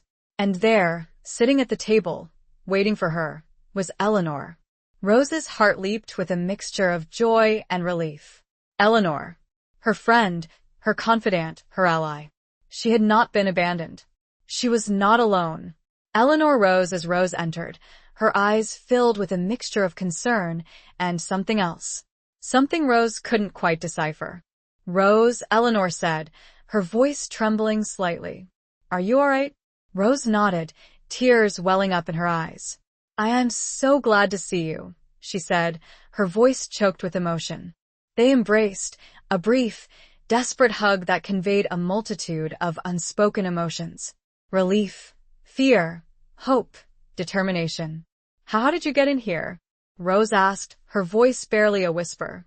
Eleanor hesitated, her gaze flickering nervously towards the guard who stood by the door, his presence a constant reminder of their confinement. I have connections," Eleanor said, her voice evasive. "Friends in high places." Rose frowned, puzzled. Eleanor had never mentioned having connections in high places. She was a nurse, like herself, dedicated to her patients, to her work. What was she hiding? "Eleanor," Rose said, her voice filled with suspicion. "What's going on? What aren't you telling me?" Eleanor avoided her gaze, her hands fidgeting nervously. I just wanted to see you," she said, "to make sure you were all right." "But how did you know I was here?" Rose pressed. "How did you know about the arrest?" Eleanor took a deep breath, her eyes finally meeting Rose's. "I was told," she said, her voice low and hesitant. By someone who knew about the conspiracy. Someone who wanted to help you." Rose's heart skipped a beat. Someone who knew about the conspiracy? Someone who wanted to help? Who? Who, Eleanor? Rose asked, her voice urgent. "Who told you?" Eleanor hesitated again, her face pale, her eyes filled with a mixture of fear and regret. "It was," she began, her voice barely a whisper. "It was someone close to Thomas." Rose's mind raced. Someone close to Thomas? Someone who knew about the conspiracy? Could it be it was his brother? Eleanor said, the words tumbling out in a rush. Captain James Sinclair. Thomas's twin brother. Rose stared. This was impossible. "He is alive, Rose." Eleanor's words were filled with a strange desperation. "And he has been working against the conspirators from the inside. All this time." The floor seemed to drop from beneath Rose. Twin? Alive? This couldn't be real. This must be the trap. Chapter 13. Masks and Mirrors. The revelation hit Rose like a physical blow, stealing her breath, leaving her reeling in disbelief. Thomas had a twin brother? A brother who was alive, who had been working against the conspirators all along. It was impossible, preposterous, a cruel twist of fate that defied all logic. "I don't understand," Rose stammered, her voice barely a whisper. "Thomas, he never mentioned a brother." A twin. Eleanor wrung her hands, her eyes filled with a mixture of guilt and desperation. "It was a secret, Rose," she said. A closely guarded secret. For his protection. For the protection of the mission. What mission? Rose demanded, her voice rising in frustration. "What are you talking about, Eleanor?" Eleanor took a deep breath, her gaze meeting Rose's. "Thomas and James, they were both involved in intelligence work," she said. "Before the war. They were spies. Trained to infiltrate enemy organizations, to gather information, to sabotage operations." Rose stared at her, her mind struggling to process this new information, this hidden layer of Thomas's life that she had never known. He had always been so open, so honest with her, or so she had thought. When the war broke out, Eleanor continued, they were assigned to a special unit, a covert operations group, tasked with identifying and neutralizing threats to the Allied cause, including internal threats. The conspiracy, Rose said, the pieces of the puzzle starting to fall into place, a horrifying picture emerging. Eleanor nodded. They discovered it early on, she said. A network of high-ranking officers, politicians, businessmen, all working with the enemy, profiting from the war, betraying their own country. But why the deception? Rose asked. Why pretend that Thomas was dead? Why keep James's existence a secret? It was a strategic decision, Eleanor explained. A way to protect James, to allow him to continue his work undercover, to infiltrate the conspiracy, to gather evidence, to expose the traitors. And Rose said, her voice trembling. This special operation, it was all a lie? Eleanor nodded sadly. It was a cover story, she said. A way to explain Thomas's death. To make it look like he had died a hero's death, while in reality, he had simply disappeared. Assumed a new identity. To become his brother. Rose felt a wave of nausea wash over her. The man she had loved, the man she had mourned, had been living a lie. His death, his funeral, the grief she had endured, it had all been a charade. But why tell me now? Rose asked. Why reveal the truth after all this time? Eleanor hesitated, her gaze flickering towards the guard who still stood by the door, a silent witness to their conversation. Because James needs your help, Eleanor said. He's in danger. The conspirators, they're closing in on him. He needs the evidence. The evidence you gave to Lord Ashworth. Rose's heart sank. The evidence. The key to exposing the conspiracy, to bringing the traitors to justice. It was also the key to James's survival. Lord Ashworth, he has the evidence, Rose said. He promised to take care of it. Eleanor shook her head. It's not safe with him, Rose, she said. The conspirators, they have eyes and ears everywhere. They know about Lord Ashworth. They'll intercept the evidence. They'll silence him. But what can I do? Rose asked, her voice filled with desperation. I'm a prisoner. I have no power, no influence. You have something they want, Rose, Eleanor said. Something they need. Your knowledge. Your trust. Your connection to Thomas. Rose stared at her, confused. My connection to Thomas? She repeated. What do you mean? Eleanor leaned closer, her voice dropping to a barely audible murmur. James, he needs you to believe in him, Rose, she said. He needs you to trust him. He needs you to help him finish what Thomas started. He wants to meet, Eleanor clarified. He can arrange your release. A rendezvous point away from here. He needs to brief you, to present you with the rest of the puzzle. His puzzle. Rose felt a whirlwind of emotions swirling within her. Betrayal, anger, confusion, and a flicker of something else. Hope, curiosity, a desperate need to understand, to uncover the truth, to finally know the real Thomas, the man behind the mask, the man behind the mirror. I don't know, Eleanor, Rose said, her voice trembling. I don't know if I can trust him. I don't know if I can trust you. Eleanor reached out, taking Rose's hand. Her touch was cold, her grip surprisingly strong. You have to, Rose, she said. For Thomas. For James. For the future. The guard shifted, his presence a constant reminder of their precarious situation. Time was running out. Rose had to make a decision. Trust Eleanor, trust James, a man she had never met, a man who had lived a lie, a man who claimed to be Thomas's twin brother? Or remain a prisoner, clinging to the shattered remnants of her past, a past that had been built on deception and betrayal? The choice was agonizing, the stakes impossibly high. But as she looked into Eleanor's eyes, as she felt the weight of her hand in hers, Rose knew what she had to do. Tell him, I'll meet him, Rose said, her voice firm, despite the tremor in her heart. The rendezvous was set. The masks were about to come off, the mirrors about to shatter. And Rose was about to step into a world far more dangerous, far more complex than she could have ever imagined. A world of spies, of secrets, of betrayals. a world where nothing was as it seemed, and the weight of not only Thomas's legacy, but now James's survival, rested upon her shoulders. Chapter 14. The Telegram's Sting.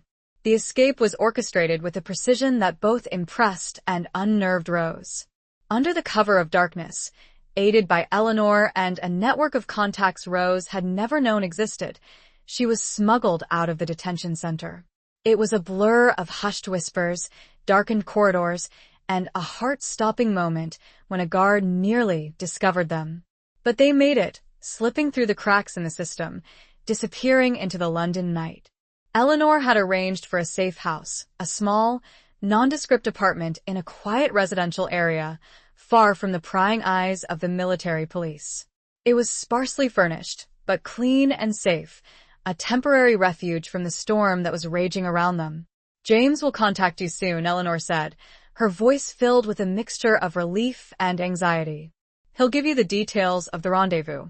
Rose nodded, her mind still reeling from the night's events, the escape, the revelation about James, the constant sense of danger that clung to her like a second skin. She was exhausted, both physically and emotionally, but sleep eluded her. She paced the small apartment, her thoughts a whirlwind of confusion and uncertainty. She tried to reconcile the image of Thomas she had held in her heart, the man she had loved, with the reality of his secret life, his twin brother, the world of espionage and betrayal he had inhabited. As dawn approached, a knock on the door startled her. Eleanor, who had been dozing on a small sofa, woke with a start. "That must be him," Eleanor said, her eyes wide with anticipation. Rose hesitated, her heart pounding in her chest. She was about to meet James, Thomas's twin brother, a man she had never met, a man who held the key to unlocking the mystery of Thomas's life and death. Eleanor opened the door, and a young man stepped inside. He was tall and lean, with the same auburn hair and piercing blue eyes as Thomas. But there was a hardness in his gaze, a weariness in his expression, that set him apart. This was a man who had lived a life of danger, a life of secrets, a life of constant vigilance. He looked at Rose, his eyes scanning her face, assessing her, probing her. He was the mirror image of Thomas, and yet he was a stranger. "Rose Kensington?" he asked, his voice low and husky, a voice that echoed Thomas's, yet held a different timbre, a different weight. Rose nodded slowly, unable to speak, her throat constricted with emotion. "I'm James Sinclair," he said. He didn't offer a hand, didn't offer any gesture of warmth or familiarity. This was not a social call, it was a business meeting, a clandestine rendezvous between two people caught in a web of intrigue and danger. He handed Rose a telegram, its edges crisp, its message stark and urgent. Rose unfolded it, her hands trembling slightly as she read the words. "Meet me tonight. Midnight. Hampstead Church. The one we chose. Come alone." J.S. Rose's heart skipped a beat. Hampstead Church. The church they had chosen for their wedding, the place where their dreams had been shattered, the place where their vows had remained unspoken. It was a symbolic location, a place filled with both joy and sorrow, a place that held the ghosts of their past. "He wants to meet me there?" Rose asked, her voice barely a whisper. James nodded. "It's a secure location," he said. "And it has significance. For both of you." Rose looked at him, her eyes searching his face. She was trying to find some trace of Thomas in him, some connection to the man she had loved, but he remained a stranger, a mirror image, yet a different person. "Why didn't you tell me before?" Rose asked, her voice filled with a mixture of anger and hurt. "Why all the lies, the deception?" James sighed, his gaze softening slightly. "It was necessary, Rose," he said. "For your protection. For my protection. For the success of the mission. But it hurt me," Rose said, her voice trembling. "It hurt me to think he was dead, to mourn him, to grieve for a future we would never have." James looked away, his expression filled with regret. "I know," he said. "And I'm sorry." But there was no other way. "And now?" Rose asked. "What happens now?" "Now we finish what Thomas started," James said, his voice firm, his gaze resolute. We expose the conspiracy. We bring the traitors to justice. And we reclaim our lives. He paused, his eyes holding hers. I need your help, Rose, he said. I need your trust. I need your strength. Rose looked at him, at this man who was both a stranger and a familiar face, a ghost and a reality. She thought of Thomas, of his love, his sacrifice, his unwavering belief in justice. And she knew what she had to do. I'll help you, James, she said, her voice steady, despite the tremor in her heart. I'll do whatever it takes. The telegram's sting had delivered more than just a message. It had delivered a challenge, a call to action, a summons to a place where past and present would collide, where love and loss would meet betrayal and redemption. Rose had a choice to make, a path to follow. And as she prepared for the midnight rendezvous, she knew that her life, and the lives of many others, hung in the balance. The church bells, silent for so long, were about to ring again, their sound echoing through the fog of war, of secrets, of a love that refused to die. Chapter 15. Echoes of Betrayal.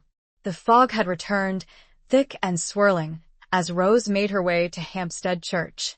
It was a fitting backdrop for the clandestine meeting, a cloak of secrecy that mirrored the hidden truths she was about to confront. She went alone, as instructed, leaving Eleanor behind at the safe house, her heart pounding a nervous rhythm against her ribs. She walked through the deserted streets, her senses on high alert, constantly scanning her surroundings, wary of any sign of pursuit. She knew the conspirators were still out there, searching for her, searching for the evidence, desperate to silence her. As she approached the church, its silhouette loomed before her, a dark, imposing structure against the swirling fog. The churchyard was deserted, the tombstones casting long, eerie shadows in the faint moonlight that filtered through the clouds. The air was cold and damp, the silence broken only by the rustling of leaves in the ancient trees that surrounded the church. Rose reached the church door, its heavy oak panels weathered and worn. She hesitated, her hand hovering over the iron latch. This was the place where she and Thomas had planned to begin their life together, the place where their dreams had been shattered. Now, it was the place where she would meet his twin brother, a man she barely knew, a man who held the key to unlocking the mystery of Thomas's life and death. She took a deep breath, steeling herself for whatever awaited her inside. She pushed open the door, the hinges creaking loudly in the silence, and stepped inside. The interior of the church was dark and cavernous, the air thick with the scent of incense and old stone. The only light came from a few flickering candles on the altar, casting long, dancing shadows on the walls. The stained glass windows, depicting scenes from the Bible, were dark and opaque, the fog outside obscuring any light that might have filtered through. Rose stood in the center of the church, her eyes scanning the shadows, her ears straining for any sound. She was alone, or so it seemed. James? She called out, her voice echoing in the vast emptiness of the church. Silence. Then, a figure emerged from the shadows behind the altar. James. He was dressed in dark clothing, blending into the darkness, his face pale and drawn, his eyes intense. Rose, he said, his voice low and hushed. You came. You asked me to, Rose replied, her voice steady, despite the tremor in her heart. He approached her, his steps silent on the stone floor. He stopped a few feet away, his gaze meeting hers. Thank you, he said. For trusting me. I'm not sure I do trust you, James, Rose said. But I trust Thomas.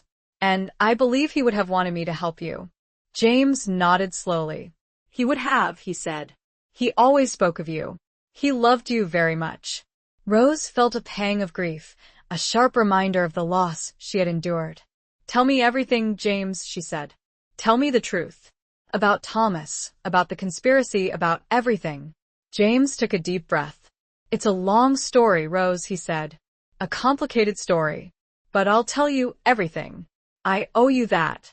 He began to speak, his voice low and measured, recounting the events that had led to this moment, the events that had shaped their lives, the events that had brought them together in this dark, deserted church. He spoke of their childhood, their shared passion for justice, their training as spies, their assignment to the special unit, their discovery of the conspiracy. He spoke of Thomas's investigation, his gathering of evidence, his plan to expose the traitors. He knew he was in danger, James said. He knew they were closing in on him. That's why he staged his death. To protect himself, to protect you, to allow me to continue the investigation. But why didn't he tell me? Rose asked, her voice filled with anguish. Why keep me in the dark? He didn't want to put you at risk, James said. He knew that if you knew the truth, you would be in danger. He wanted to protect you at all costs. And, Rose said. The battle, it was all a lie? The battle was real, James said. Many good men died that day. But Thomas's death, it was staged. A carefully orchestrated deception. To make it look like he had died a hero's death.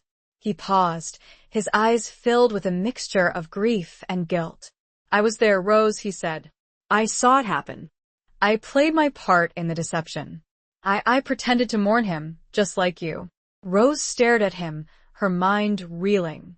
The man she had loved, the man she had mourned, had been replaced by his twin brother, a man who had lived a lie, a man who had witnessed her grief, her pain, and had remained silent. And the evidence, Rose said. The evidence you need, where is it? James gestured towards the altar. It's here, he said. Hidden within the church. Thomas hid it here, knowing it would be safe. Knowing that if anything happened to him, I would find it. He led her to the altar, its surface covered with a richly embroidered cloth. He lifted the cloth, revealing a small, hidden compartment beneath. Inside, there was a metal box, its surface covered with intricate carvings. This is it, James said. This is the evidence that will expose the conspiracy. This is what Thomas died for. He opened the box, revealing a collection of documents, letters, photographs, maps, the same evidence Rose had seen before. The evidence she had entrusted to Lord Ashworth. But there's something else, something she hadn't seen before. A small, leather-bound diary. James picked up the diary, his hands trembling slightly. This is Thomas's personal journal, he said. He kept a record of everything. His thoughts, his fears, his love for you. He handed the diary to Rose. This is for you, he said. He wanted you to have it. If he didn't make it back. Rose took the diary, her heart aching with a mixture of grief and anticipation. This was a piece of Thomas, a part of him that had survived, a connection to the man she had loved. As she opened it, a folded piece of paper fell out. It was a photograph. Rose gasped. It was Thomas and Eleanor. Embracing. Intimately. The photograph was dated just weeks before Amiens. The echoes of betrayal reverberated through the silent church, shattering the fragile trust Rose had begun to place in James, in Eleanor, in everything she thought she knew. Chapter 16. The Unseen Enemy. The photograph slipped from Rose's numb fingers, fluttering to the floor like a fallen leaf. Thomas and Eleanor. Embracing. The image burned itself into her mind, a searing brand of betrayal that obliterated everything she thought she knew. Her world, already shaken by revelations and conspiracies, tilted on its axis, threatening to collapse entirely. What is this? Rose stammered, her voice barely a whisper, her gaze fixed on the photograph, unable to tear her eyes away from the damning image. James looked at the photograph, his expression shifting from grief to a cold, hard fury. He picked it up, his fingers crushing the edges, his knuckles turning white. I don't know, he said, his voice tight with controlled rage. This is impossible. Thomas, he would never, but the evidence was there, in black and white, a stark, undeniable betrayal. Eleanor, her friend, her confidant, the woman who had shared her grief, had been having an affair with Thomas. Just weeks before his supposed death. Rose felt a wave of nausea wash over her, a sickening mixture of betrayal, anger, and disbelief. She had trusted Eleanor, she had confided in her, she had relied on her support. And all along, Eleanor had been lying to her, deceiving her, harboring a secret that shattered the very foundation of their friendship. She knew, Rose whispered, her voice trembling. She knew about you, about the conspiracy, about everything. James nodded slowly, his gaze fixed on the photograph, his mind racing, trying to make sense of this new, devastating revelation. It seems so, he said, his voice grim. But why? Why would she betray us? Why would she betray Thomas? They stared at each other, their minds grappling with the implications of this new discovery. Eleanor was not just a friend, not just a colleague, she was an enemy, an unseen enemy who had been lurking in the shadows, manipulating them, deceiving them, playing a dangerous game of her own. We have to get out of here, James said, his voice urgent. She knows we're here. She knows about the evidence. She'll alert the conspirators. He grabbed the metal box, the evidence that was now more crucial than ever. They had to get it to safety, to someone they could trust. But who? Lord Ashworth was compromised, Eleanor was a traitor, and they were surrounded by enemies, seen and unseen. They left the church, the fog swirling around them, a tangible representation of the uncertainty, the danger that awaited them. They moved quickly, silently, their senses on high alert, constantly scanning their surroundings, wary of any sign of pursuit. As they reached the edge of the churchyard, a shot rang out, the bullet whizzing past Rose's head, embedding itself in a nearby tombstone. "Run!" James shouted, pushing Rose forward, shielding her with his body. They ran, their footsteps echoing in the deserted streets, the sound of gunfire pursuing them. They were being hunted, pursued by an unseen enemy, an enemy who was determined to silence them, to prevent them from exposing the truth. They ducked into a narrow alleyway, the darkness providing a temporary cover. They huddled together, their breaths ragged, their hearts pounding. Who was it? Rose whispered, her voice trembling. Who's shooting at us? It could be anyone, James said, his voice grim. The conspirators, Eleanor's contacts, we don't know who we can trust. They were trapped, surrounded by enemies, with nowhere to run, nowhere to hide. Their situation was desperate, their chances of survival slim. Suddenly, James stiffened, his eyes widening in alarm. "Look out!" he shouted, pushing Rose to the ground, just as another shot rang out. Rose felt a sharp, searing pain in her shoulder, a burning sensation that spread through her arm. She cried out, her hand flying to the wound, her fingers coming away covered in blood. James knelt beside her, his face filled with concern. "Rose, are you all right?" Rose nodded weakly, her body shaking, her vision blurring. I think so, she said, her voice barely a whisper. "It's just a graze." But she knew it was more than just a graze. The bullet had pierced her flesh, tearing through muscle and tissue. She was losing blood, she was growing weak, she was fading. James ripped a strip of cloth from his shirt, tying it tightly around her arm, trying to stem the flow of blood. His hands were trembling, his eyes filled with a mixture of fear and determination. "We have to get you to a doctor," he said. "We have to get you to safety." But where could they go? The hospital was out of the question. The conspirators would be watching for them there. They had no friends, no allies, no one they could trust. There's one place," Rose said, her voice weak, her thoughts becoming increasingly muddled. "A place where we might be safe. A place where no one would think to look for us." "Where?" James asked, his voice urgent. Rose closed her eyes, her mind drifting, her thoughts becoming increasingly fragmented. She remembered a place, a hidden place, a place of refuge, a place from her childhood. The old boathouse, she whispered. "On the Thames. Near my family's home." James looked at her, his eyes filled with a mixture of hope and desperation. It was a long shot, a desperate gamble, but it was their only chance. He helped her to her feet, supporting her weight, his arm around her waist. They stumbled through the darkness, their bodies weak, their spirits flagging. But they kept moving, driven by a desperate need to survive, to expose the truth, to honor Thomas's memory. The unseen enemy was closing in, but they would not give up. They would fight to the very end. The echoes of betrayal reverberated around them, but they would not let those echoes drown out the faint whisper of hope that still flickered within their hearts. Chapter 17. A dance with danger. The journey to the boathouse was a torturous ordeal. Rose, weakened by blood loss and shock, struggled to keep up, her vision blurring, her legs threatening to buckle beneath her. James supported her, his arm a constant source of strength, his presence a reassuring comfort in the face of overwhelming adversity. They moved through the back streets of London, avoiding the main thoroughfares, sticking to the shadows, their senses on high alert, constantly scanning their surroundings for any sign of pursuit. The fog, their earlier cloak, had dissipated, leaving them exposed and vulnerable.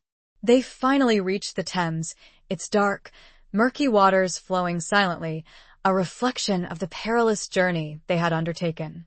The boathouse was a dilapidated structure, hidden amongst the reeds and overgrowth, a forgotten relic of a bygone era. It had been Rose's childhood sanctuary, a place of escape, a place of dreams. Now it was their only hope of survival. They entered the boathouse, the interior damp and musty, the air thick with the scent of decay and river water. The only light came from the moon, filtering through the cracks in the wooden walls, casting eerie shadows on the floor.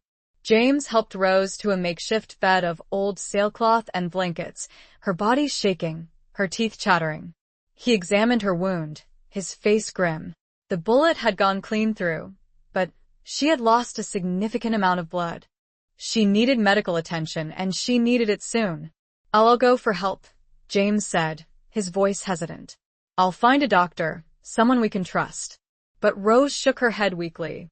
"No," she said, her voice barely a whisper. "It's too dangerous. They'll be watching for you. They'll kill you." "But I can't just leave you here," James said, his voice filled with desperation. "You need help." We'll figure something out," Rose said, her voice fading. "Together." She closed her eyes, her mind drifting, her thoughts becoming increasingly fragmented. She was losing consciousness, slipping away into a world of darkness and shadows. James knelt beside her, his hand holding hers, his eyes filled with a mixture of fear and determination. He would not leave her. He would not abandon her. He would protect her, no matter the cost.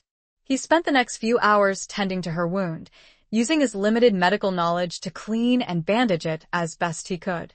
He found some old, dusty bottles of water and some stale biscuits, forcing her to eat and drink, trying to keep her strength up. As dawn approached, Rose's condition worsened.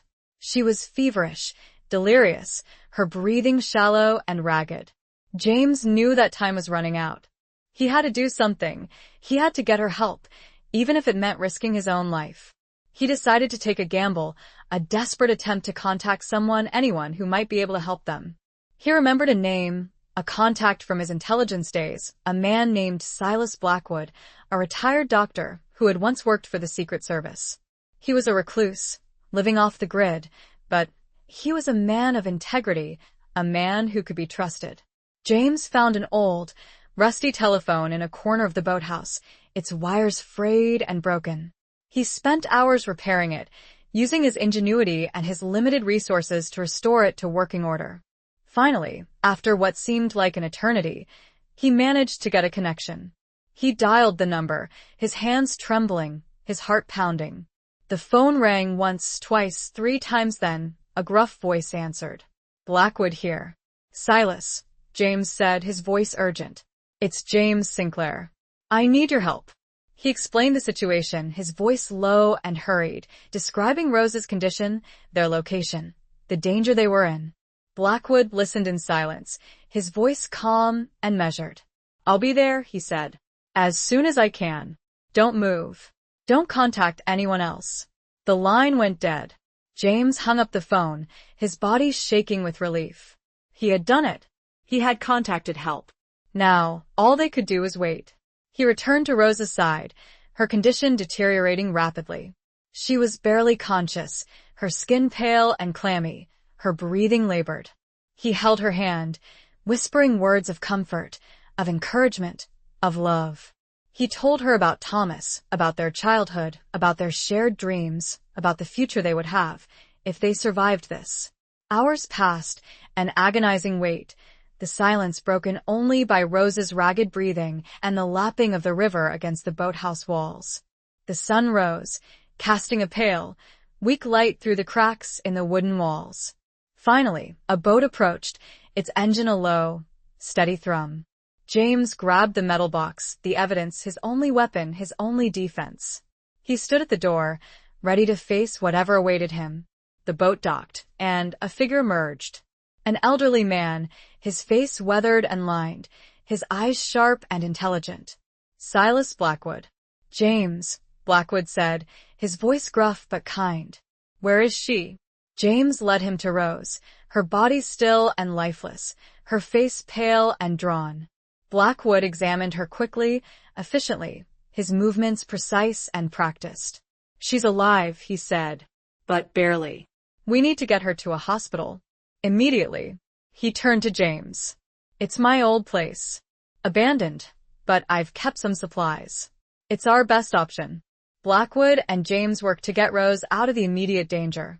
The dance with danger was far from over, but a flicker of hope had been rekindled. They had survived the night, they had found help, they had a chance. But the unseen enemy was still out there, lurking in the shadows, waiting for their opportunity to strike. And Rose and James knew that they would have to be more vigilant, more determined, more courageous than ever before, if they were to survive, if they were to expose the truth, if they were to finally find justice. Chapter 18. The Price of Freedom. Silas Blackwood's old place turned out to be a secluded cottage, hidden deep within a wooded area not far from the Thames. It was a modest dwelling, but it had been equipped with the essentials for a makeshift medical facility, a testament to Blackwood's past life and his preparedness for any eventuality. With practiced efficiency, Blackwood set about tending to Rose's wound, cleaning it, stitching it, administering antibiotics and pain medication. He worked quickly, silently, his movements precise and confident, his eyes filled with a mixture of concern and determination. James watched, his heart pounding, his anxiety a constant, gnawing presence. He felt helpless, useless, unable to do anything but stand by and watch as Rose's life hung in the balance. After what seemed like an eternity, Blackwood finished his work. He looked at James, his expression grim but hopeful. She's stable, he said. But she's lost a lot of blood. She needs rest. She needs time to recover. Will she be all right? James asked, his voice barely a whisper. Blackwood nodded slowly. She's strong, he said. She's a fighter. She'll pull through. Relief washed over James, a wave of gratitude for Blackwood's skill, for his kindness, for his willingness to help them. He owed this man his life, and Rose's. They settled Rose into a small, comfortable bed, her body still and pale, her breathing shallow but steady. James sat beside her, holding her hand, his gaze fixed on her face, willing her to wake up, to open her eyes, to smile again. Blackwood prepared some food, a simple but nourishing meal of broth and bread. He urged James to eat, to regain his strength, but James refused, his appetite gone, his mind consumed by worry for Rose. Hours passed, marked only by the changing light filtering through the small windows of the cottage. The silence was broken only by the crackling of the fire in the hearth, the ticking of an old clock on the wall, and Rose's soft, even breathing. As evening approached, Rose finally stirred. She moaned softly, her eyelids fluttering open. She looked at James, her eyes filled with confusion, her gaze unfocused. James? She whispered, her voice weak and raspy. Where are we? James squeezed her hand, his heart leaping with joy. You're safe, Rose, he said. You're with me. You're safe. He explained what had happened, how Blackwood had come to their rescue, how they were now hidden away in his cottage, safe from the conspirators, safe from harm. Rose listened, her eyes slowly focusing, her mind gradually clearing. She remembered the shooting, the pain, the darkness, and then nothing. The evidence, she said, her voice weak but urgent. The box, it's safe, Rose, James assured her. I have it. It's here, with us. Rose closed her eyes, a sigh of relief escaping her lips. She was safe, the evidence was safe, and James was with her. For now, that was all that mattered. Over the next few days, Rose slowly began to recover. Blackwood's care, combined with her own inherent strength and determination, worked wonders. She regained her appetite, her color returned, and her wound began to heal. During those days, James and Rose spent hours talking, sharing their stories, their fears, their hopes. They talked about Thomas, about their shared grief, about the betrayal they had both suffered. They talked about the conspiracy, about the evidence, about the need to expose the truth, to bring the traitors to justice. They also talked about themselves, about their growing feelings for each other, a bond forged in danger, in shared adversity, in a mutual respect and admiration that had blossomed into something deeper, something more profound. But they knew that their newfound love was fragile, precarious, threatened by the constant danger that surrounded them. They were still being hunted, still being pursued by an enemy who would stop at nothing to silence them. One evening, as they sat by the fire, James turned to Rose, his eyes filled with a mixture of love and concern. "We need to get the evidence to someone we can trust," he said. "Someone who can expose the conspiracy, bring it to the public's attention." "But who?" Rose asked. "Lord Ashworth is compromised. Eleanor is a traitor. Who else is there?" James hesitated, his gaze thoughtful. There's one person," he said. "Someone I should have contacted sooner. Someone who has the power and the influence to make a difference." "Who?" Rose pressed, her voice urgent. "My father," James said. "Lord Sinclair." Thomas and James's father. Rose stared at him, surprised. "Your father?" she repeated. "But I thought you thought he was dead." James finished, a wry smile touching his lips. "Like Thomas? Like me? It seems deception runs in the family." He explained that his father, a powerful and influential figure in the government, had been estranged from his sons for years, disapproving of their involvement in intelligence work, fearing for their safety. But he was a man of integrity, a man of principle, a man who would not stand idly by while his country was being betrayed from within. It was also revealed that Ashworth was, indeed, compromised. He had struck a deal. He had been working with Eleanor. "We need to get to him," Rose, James said. "We need to tell him everything. He's our only hope." But getting to Lord Sinclair would be a dangerous undertaking. They were still being hunted, still being pursued. They would have to be careful, they would have to be clever, they would have to be lucky. The price of freedom, they knew, was high. But it was a price they were willing to pay. For Thomas, for themselves, for their country. They prepared for their final, most perilous journey, a journey to confront the past, to expose the truth, to reclaim their future. The fire crackled in the hearth, casting dancing shadows on the walls, a reflection of the uncertainty, the danger, the hope that lay ahead. Chapter 19. Beyond the Trenches. The journey to Lord Sinclair's estate was fraught with peril. James and Rose, still weak from their injuries and constantly looking over their shoulders, had to navigate a landscape teeming with potential enemies. They traveled by night, using back roads and obscure paths, avoiding towns and villages, relying on James's knowledge of the countryside and his training in covert operations. Blackwood had provided them with a battered old car, a nondescript vehicle that would hopefully blend into the rural surroundings. He had also given them false identities, forged documents that would allow them to pass through any checkpoints or roadblocks they might encounter. They reached the outskirts of Lord Sinclair's estate under the cover of a dense fog, a fitting shroud for their clandestine approach. The estate was vast, a sprawling property surrounded by high walls and guarded gates, a fortress of wealth and power. James knew of a secret entrance, a small, overgrown path that led to a disused gate at the rear of the estate. It was a risky approach, but it was their best chance of getting inside undetected. They left the car hidden in a thicket of trees and proceeded on foot, the fog swirling around them, muffling their footsteps, obscuring their movements. They reached the gate, its iron bars rusted and overgrown with ivy. James produced a set of lockpicks, his hands deft and practiced as he worked on the lock.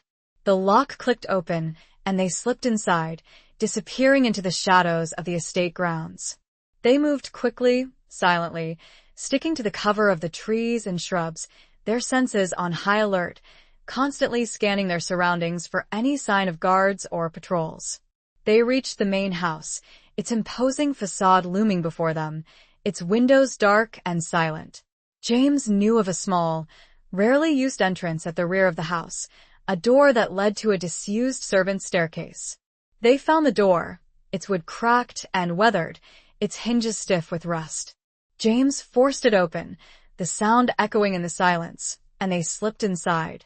They found themselves in a narrow, dusty corridor, the air thick with the scent of decay and neglect.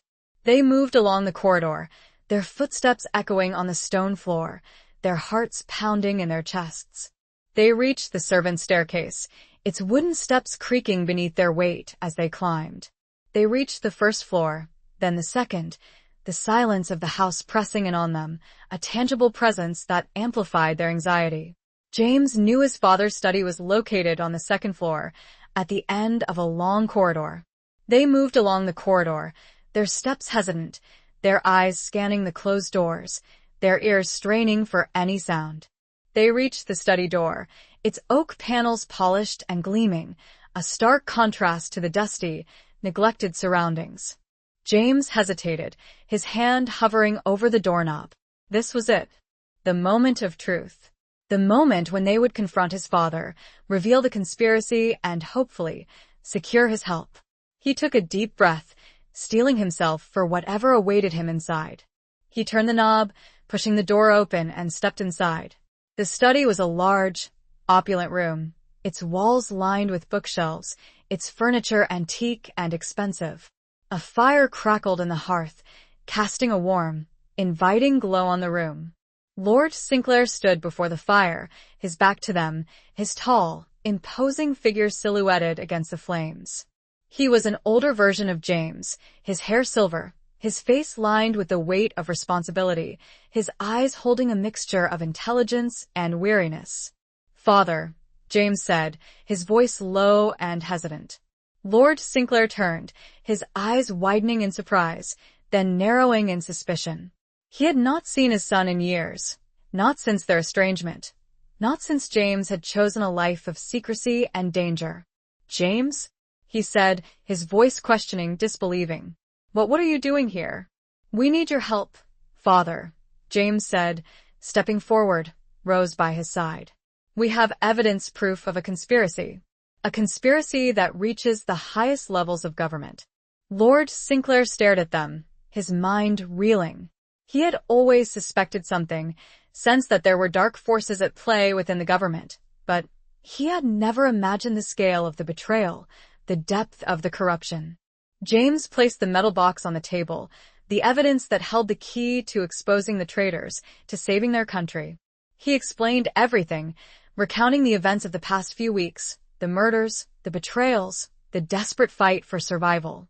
Lord Sinclair listened in silence, his face growing paler with each passing moment, his eyes filling with a mixture of anger and disbelief. He looked at Rose, his gaze softening slightly.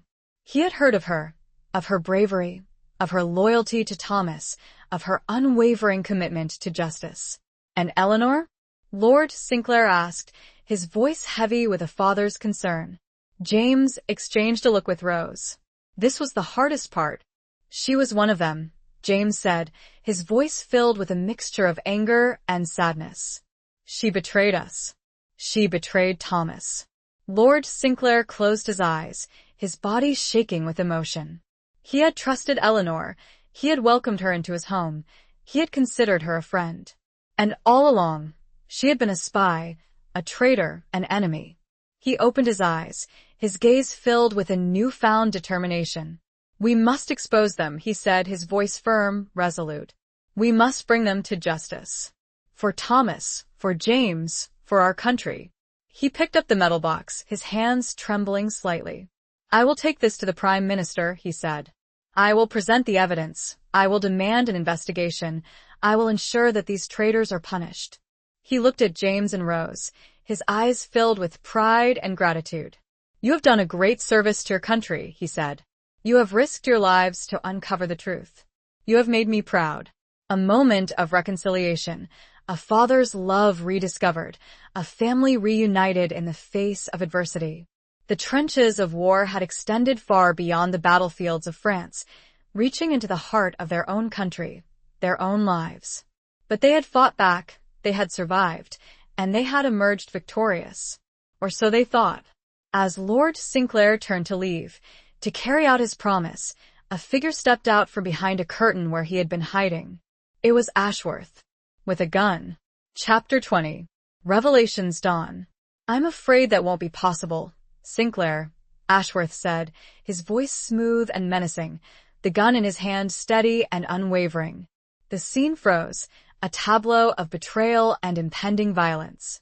Lord Sinclair, James, and Rose stared at Ashworth, their minds reeling, their bodies tense, their hearts pounding.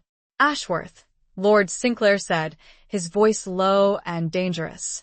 "What is the meaning of this?" Ashworth chuckled, a cold, chilling sound that echoed in the opulent study. "The meaning, my dear Sinclair, is that the game is over," he said. "You have lost." He gestured with the gun towards the metal box.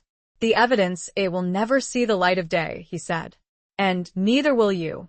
"You were behind it all along," James said, his voice filled with anger and disgust.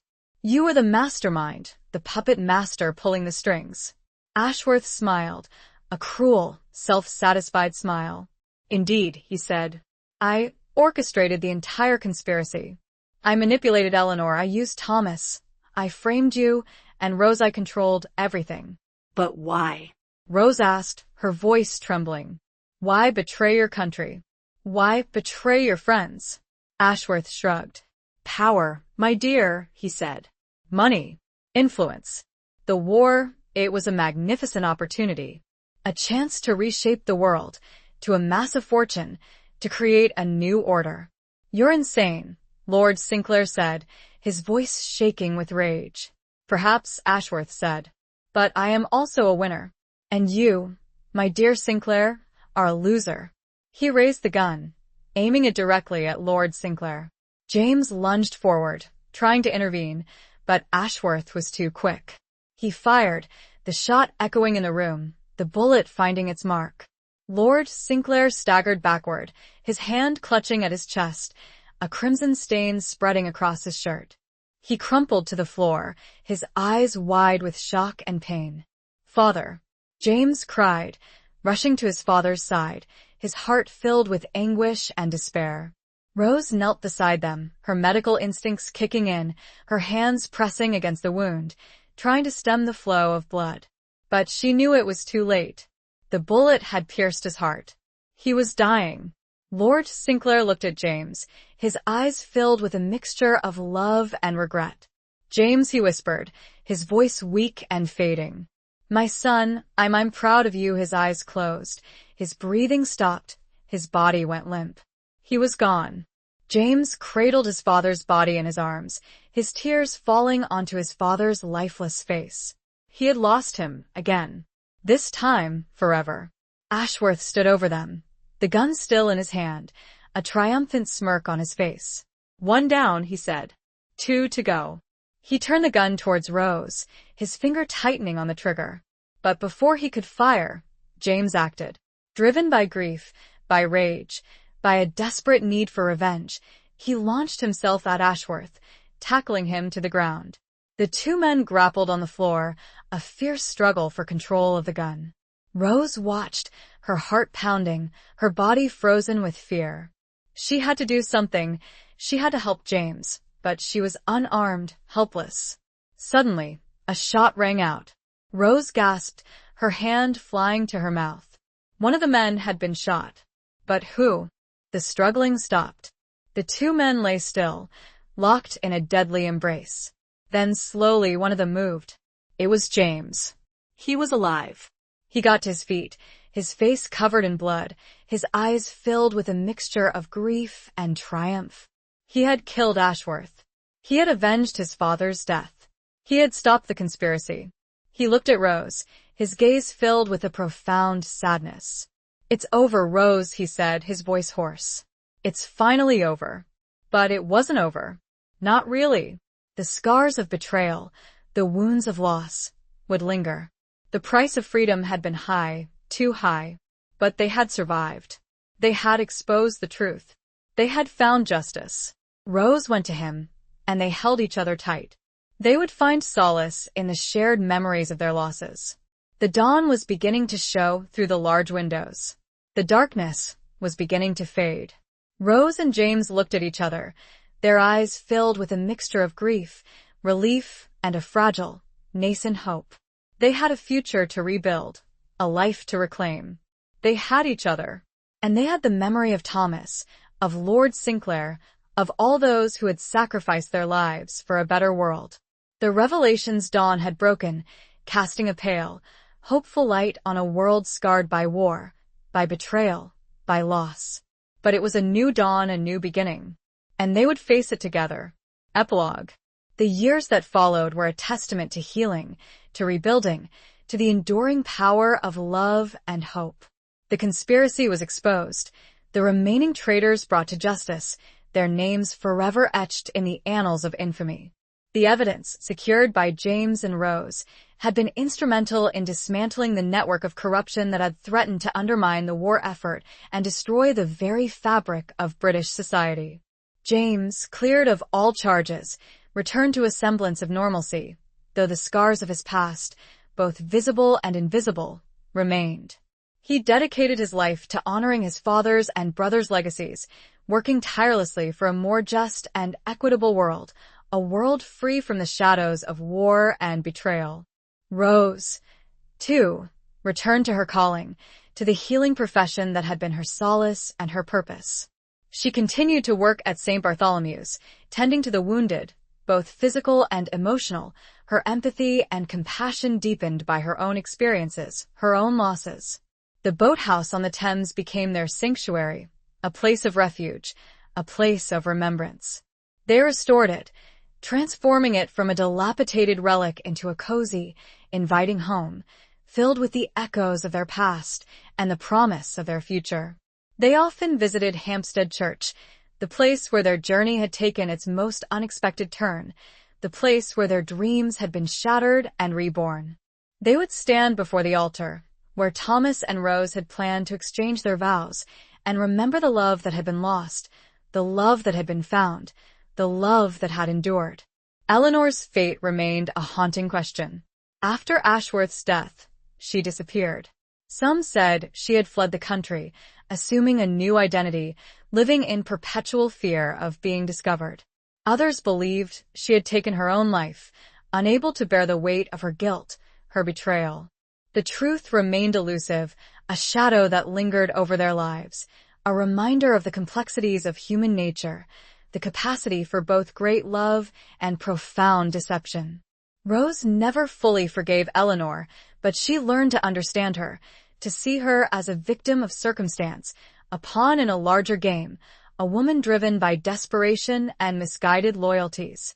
The photograph, the evidence of her affair with Thomas, remained a painful reminder of the past, but Rose eventually found a measure of peace, a way to reconcile the conflicting emotions that it evoked. She kept Thomas's diary, the leather-bound journal that contained his innermost thoughts, his fears, his love for her. She would often read it, his words a constant source of comfort, a connection to the man she had lost, the man who had shaped her life in so many ways. James and Rose eventually married, in a small, private ceremony at the very church that had been robbed of hosting her union with Thomas. Their ceremony was a simple testament to their love. It was a celebration of their resilience, their strength, their unwavering commitment to each other. They had children, a son and a daughter, who grew up knowing the stories of their parents' courage, their sacrifices, their unwavering belief in justice. They taught their children the importance of truth, of integrity, of fighting for what is right, no matter the cost. The war eventually ended. The world slowly began to heal, but the scars remained, a reminder of the horrors that had been endured, the lives that had been lost, the sacrifices that had been made. Rose and James lived a long and full life, their love a beacon of hope in a world often shrouded in darkness. They never forgot the past, but they did not let it define them. They embraced the future, with all its uncertainties, all its challenges, all its possibilities. And as they grew old, sitting together by the fire in their boathouse on the Thames, they would often look back on their extraordinary journey, a journey that had taken them from the trenches of war to the corridors of power, from the depths of despair to the heights of love. It was a journey that had tested their courage, their resilience, their faith, but it was a journey that had ultimately led them to each other, to a love that had endured, a love that had triumphed, a love that would last a lifetime. The river flowed, time continued, and their story became a legend. The end.